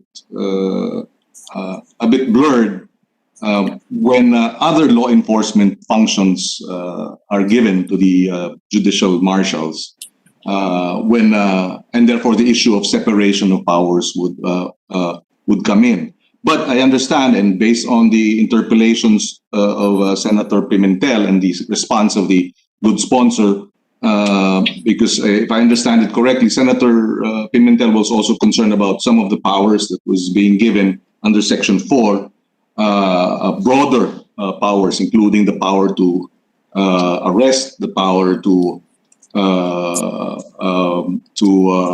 investigate judges for other criminal acts. But if I understand it correctly, the good sponsor said that he is willing to look at possible amendments, proposed amendments to be able to better define or come up with a better definition of the functions and the powers of the judicial marshal. Let me expand a little bit on that, and I go by what I said.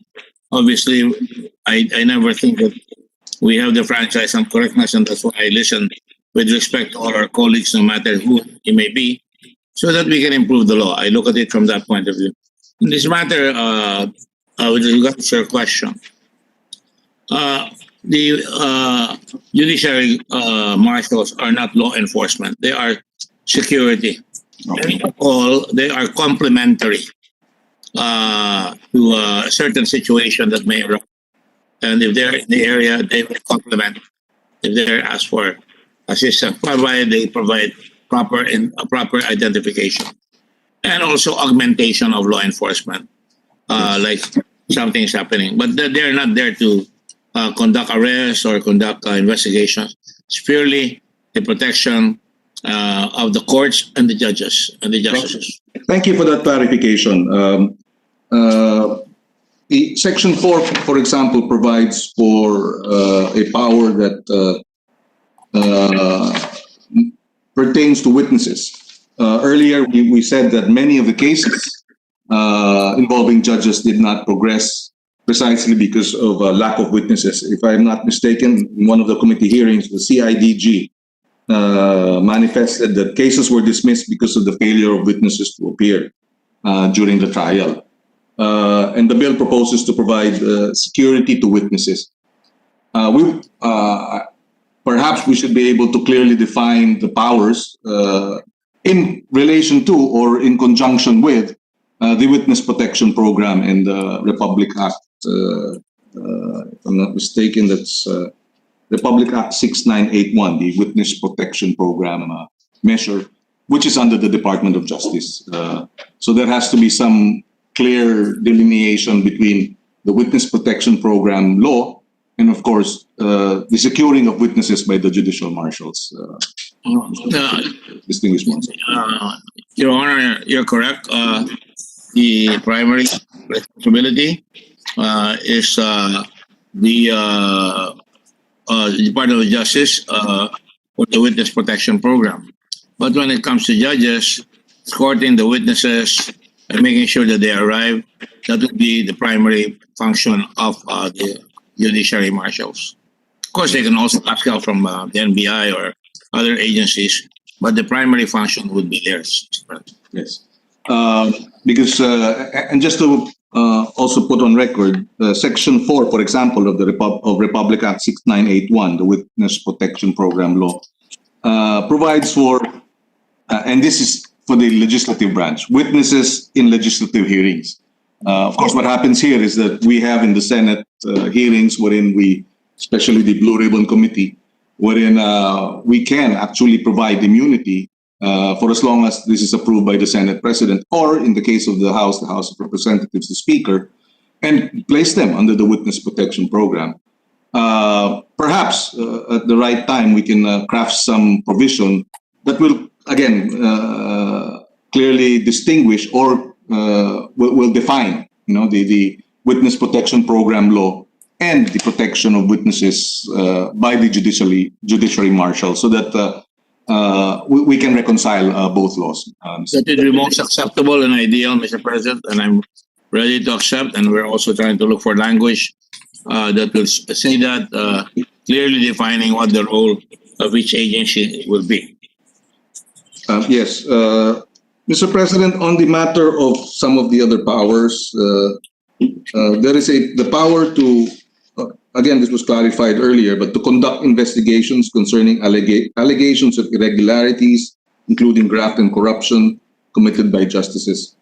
My concern here, Mr. President, is that how do we now reconcile this with the powers of the Ombudsman, the Department of Justice, with respect to investigations, number one, and number two, will the judicial marshals be empowered to file cases and prosecute on the basis of the investigation and the findings involving judges and justices, Mr. President, whether it is on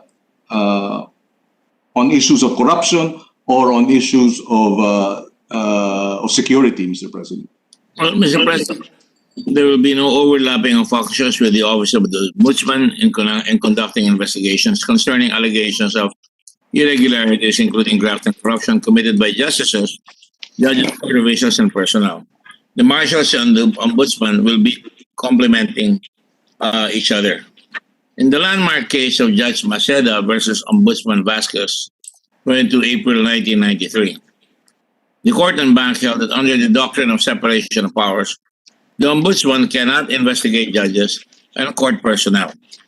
Section 6, Article 8 of the Constitution provides that it is the Supreme Court which has the administrative supervision over all judges and court personnel, Mr. President.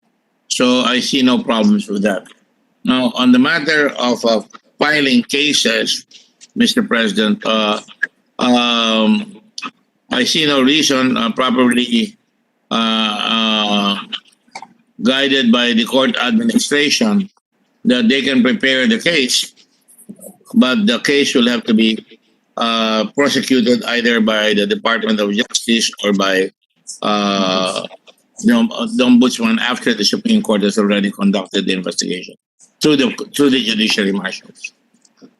Which therefore precisely supports the earlier manifestation of the good sponsor that their primary jurisdiction or their primary power is to secure, and the others would be augmentation or support. That's correct, sir. Yes, thank you. In the meantime, my understanding would be that if there are pending cases being investigated by the NBI, this will continue. Yes, Your Honor. This will not be turned over or transferred to, I think the better policy is not to change horses in the middle of the stream, so that this will be prospective. Yes. In terms of, Mr. President, just a step backwards, who are entitled to security and who are entitled to the support from the judicial marshals? Would former members of the Supreme Court or justices of the Court of Appeals, for example, the case of Judge or Justice Pizarro, would that fall under this? He was no longer a judge. He was no longer in the Supreme. Justice, he was a justice of the Court of Appeals. Yeah. Yes, but retired, if I'm not mistaken. He was dismembered. His body was dismembered. Yes. Would a retired justice, for example, be covered? And would this judicial marshal bill cover those who have already retired from a judiciary? With proper representation, Mr. President, only the Supreme Court can say you will be assigned to this retired justice or to this judge, so that I guess to the court administrator and the head of the judiciary marshals will have to follow the Supreme Court on the matter. Thank you for that clarification, Mr. President. Earlier we mentioned that since November 23, 2020, 53 lawyers have been killed. 8 of them judges. In other words, there were more lawyers than judges killed. There's jurisprudence that says that that lawyers are officers of the court. Would lawyers, if their cases, for example, or if they were killed, and it can be established that their killings were case-related or pending court cases related, will they also be covered by the judicial marshal's measure, for example? Hypothetically, if a lawyer is being threatened, he's receiving death threats, or there has been an attempted assassination on himself, can he go to the Supreme Court and perhaps request and secure services of this judicial marshal for his protection? As a general rule, Mr. Distinguished colleague, he will not be covered, and he can request for protection from the police or the NBI. But if there is really approximate, clear and present danger that for a while he can ask the Supreme Court for permission. He can do that. Anybody can ask the Supreme Court for permission, and it will be up to the Supreme Court to act on precedent on whether he would be given protection. But I'm sure he will. My take on that is that he will have to go to law enforcement, which is the PNP or the NBI. And the same goes for prosecutors, I assume, because we have had 10 prosecutors killed since 2016. The latest one was one of the prosecutors in Manila, if I'm not mistaken. That's correct, Your Honor. That will be a law enforcement case strictly, and this should really be for judges and witnesses, court personnel, law enforcement, and law enforcement will have to do the rest, Mr. President. Thank you, Mr. President. Mr. President, right now, if I'm not mistaken, the current protocol for justices and judges who require additional security, this is really just that they go to the PNP or the NBI. Is that not correct? That's correct, sir. That's correct. Yes, yes. Thank you. And therefore, with this measure, then they can have precisely better security to address these threats. You know, distinguished colleagues, our members of this the Senate, people have become impervious. They're not afraid. Just yesterday, I believe the former mayor of Cagayan was killed, and even a lady with her, her secretary was killed. I don't know if there's a policeman involved, but also when ambushes are made, policemen are not necessarily bulletproof. They're part and parcel of people who are being killed. I don't know whether you might call that friendly fire. No, not friendly fire, but incidents of the principal objective and sorry ka na lang kung naandyan ka.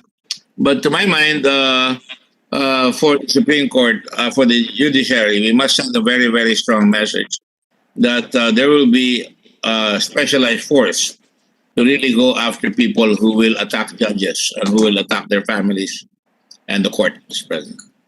Yes, we noticed that the initial appropriation is only 50 million. That is small, considering that you do have thousands of judges and justices. Is that not right? Well, those are startup funds, essentially, Mr. President, and I'm sure the Supreme Court will ask us to augment their funds because the funds from this will come from the Supreme Court's request for budget allocation. Do we have information regarding how many personnel will the judicial marshals require if they are fully functional and addressing the security concerns of the judiciary? Initially, they will hire 100, but we're talking about in full complement 300, Mr. President. So a security contingent of around 300 judicial marshals. Like 3 battalions, Your Honor, different units. That's just an estimate, Mr. President, a forecast, if you will.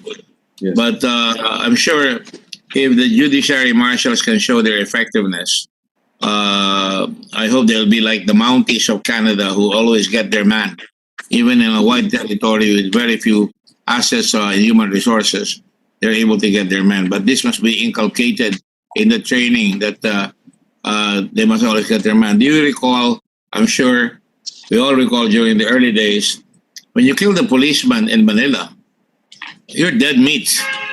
I mean, now they're no longer afraid. An NBI agent is killed. They're no longer afraid of these instances, and that is why the judiciary must protect themselves and make sure that they have a very skillful and very well-funded, very well-trained protectors in the form of judiciary marshals.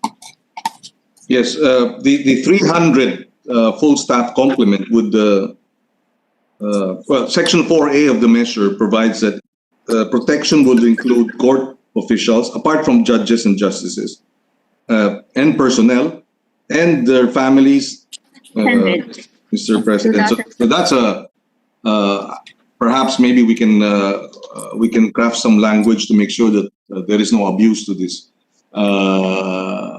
baka maging ang mangyari dyan ay maging mga bodyguard pati nung misis, nung anak, etc. That will have to be clarified. They're not bodyguards, Mr. President. Yes, yes. They're not going to be aides of the judges. That is right. They're there to protect them, Mr. President. That's a very good point you just made, and we will put language to that effect. But when you consider there are 2,600 courts, Mr. President, you can imagine that if these people are threatened, they really have to have a special core of people who can make sure that they pay dearly for what they do. So that's my prayer. Thank you, Mr. President.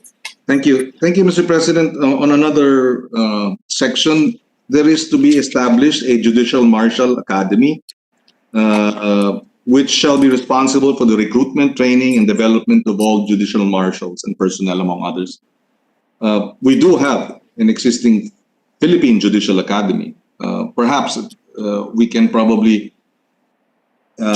amend or propose some amendments that rather than establish a separate Judicial Marshal Academy, that the PhilJA will create the necessary modules or training so that it's still obviously under the Supreme Court in the judicial branch. On this sense, I hate to disagree with my fraternity brother.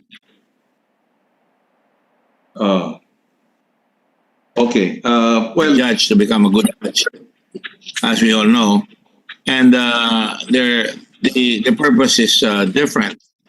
Here they will have in the marshals, so they will have legal training, defensive. They can attend perhaps some courses there.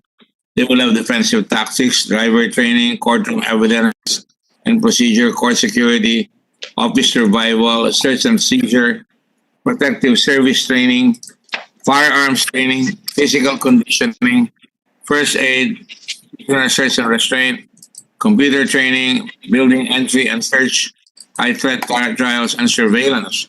That's a lot because these are the things that, among others, that they need to train for and understand and be second nature to them because nobody is going to invite somebody to have himself assassinated. So it's important that they get trained. In the Judicial Academy, well, I'm sure you'll agree with me that their forte would be parang almost like a bar review all over again, and to see whether this training school for justices, judges, court personnel, and lawyers and aspirants to the judicial post are really focused. Here, this one is focused now on protection, the protection of the judges. I'm sorry I have to go through that long reply. We understand, and we thank you for that clarification. I think this was raised earlier by in a previous interpellation by Senator Coco. We just wanted it clarified. This is on the constitutional provision on one police force, because the bill empowers the Office of the Judicial Marshals to make arrests, searches, and seizures in relation to the functions of the Office of the Judicial Marshal, and in accordance with the Constitution. May this be clarified? Would this not be in a violation of the establishment and maintenance of one police force, civilian in character and national in scope?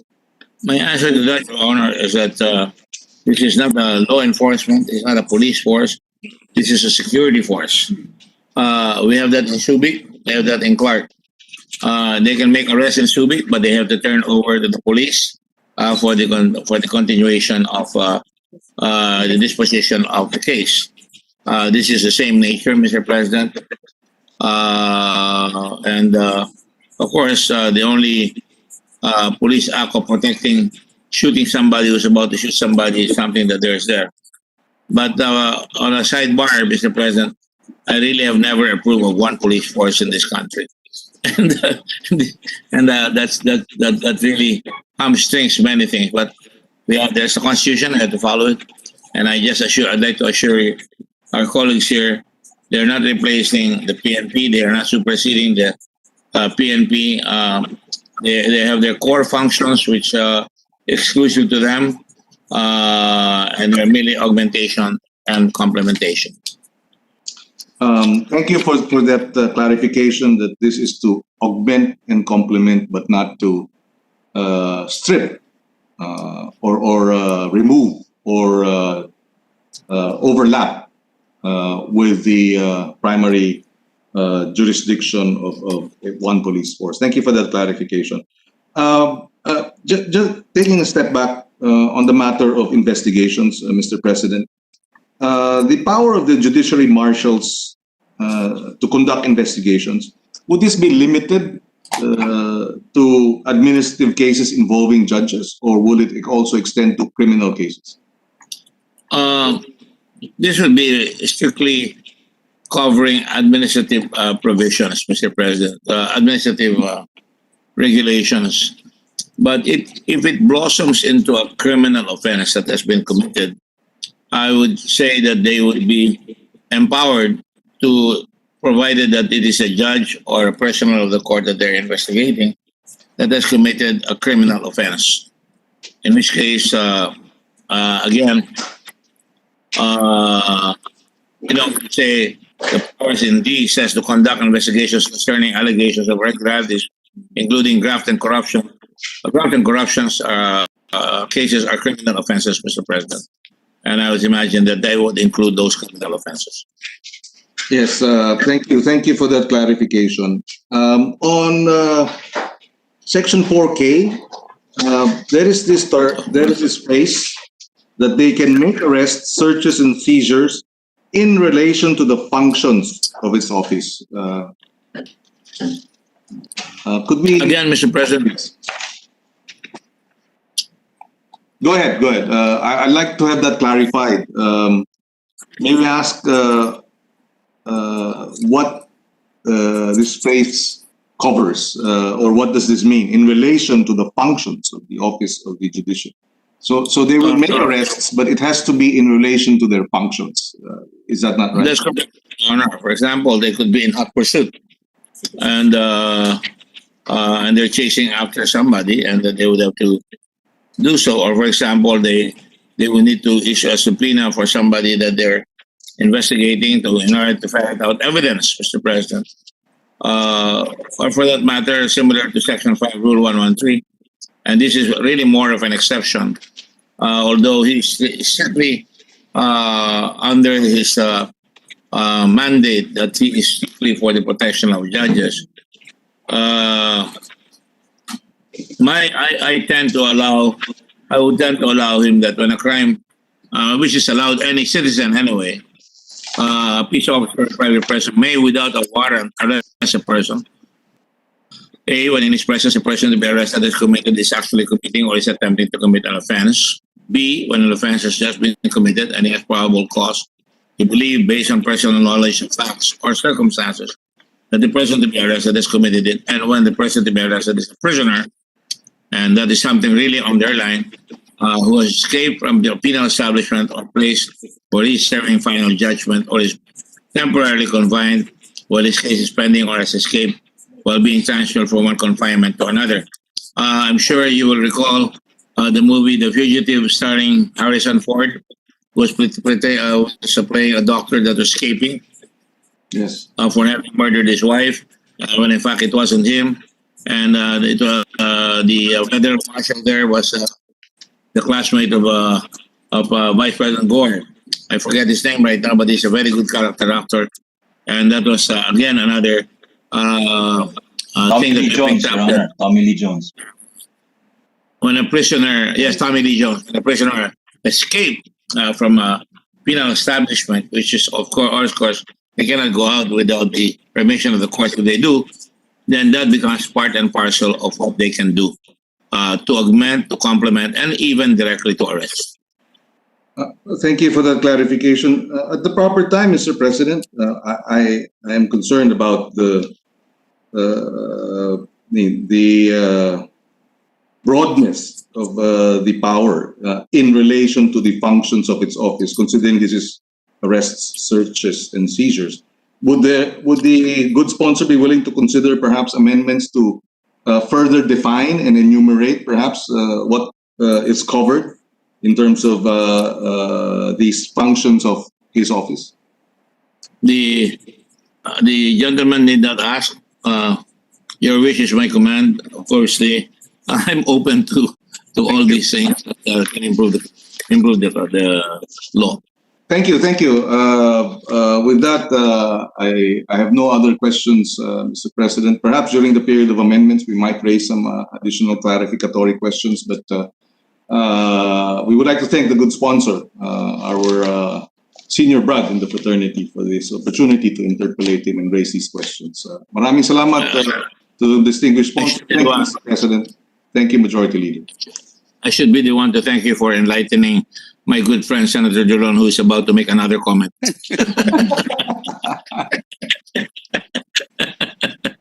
All right, the Majority Leader. Thank you, Mr. President. Mr. President, members reserved to interpolate on the measure, but is not yet ready to interpolate today, and so I move to suspend consideration of Senate Bill number 1947. I so move, Mr. President. Any objection? Hearing none. So suspended. Thank you, Mr. President. Thank you, Mr. President. Mr. President, I move that we adjourn the session until 3 o'clock in the afternoon of Wednesday, February 17, 2021. I so move, Mr. President. Any objection? Chair hears none. The session is adjourned until 3 o'clock in the afternoon of Wednesday, February 17, 2021. Thank you.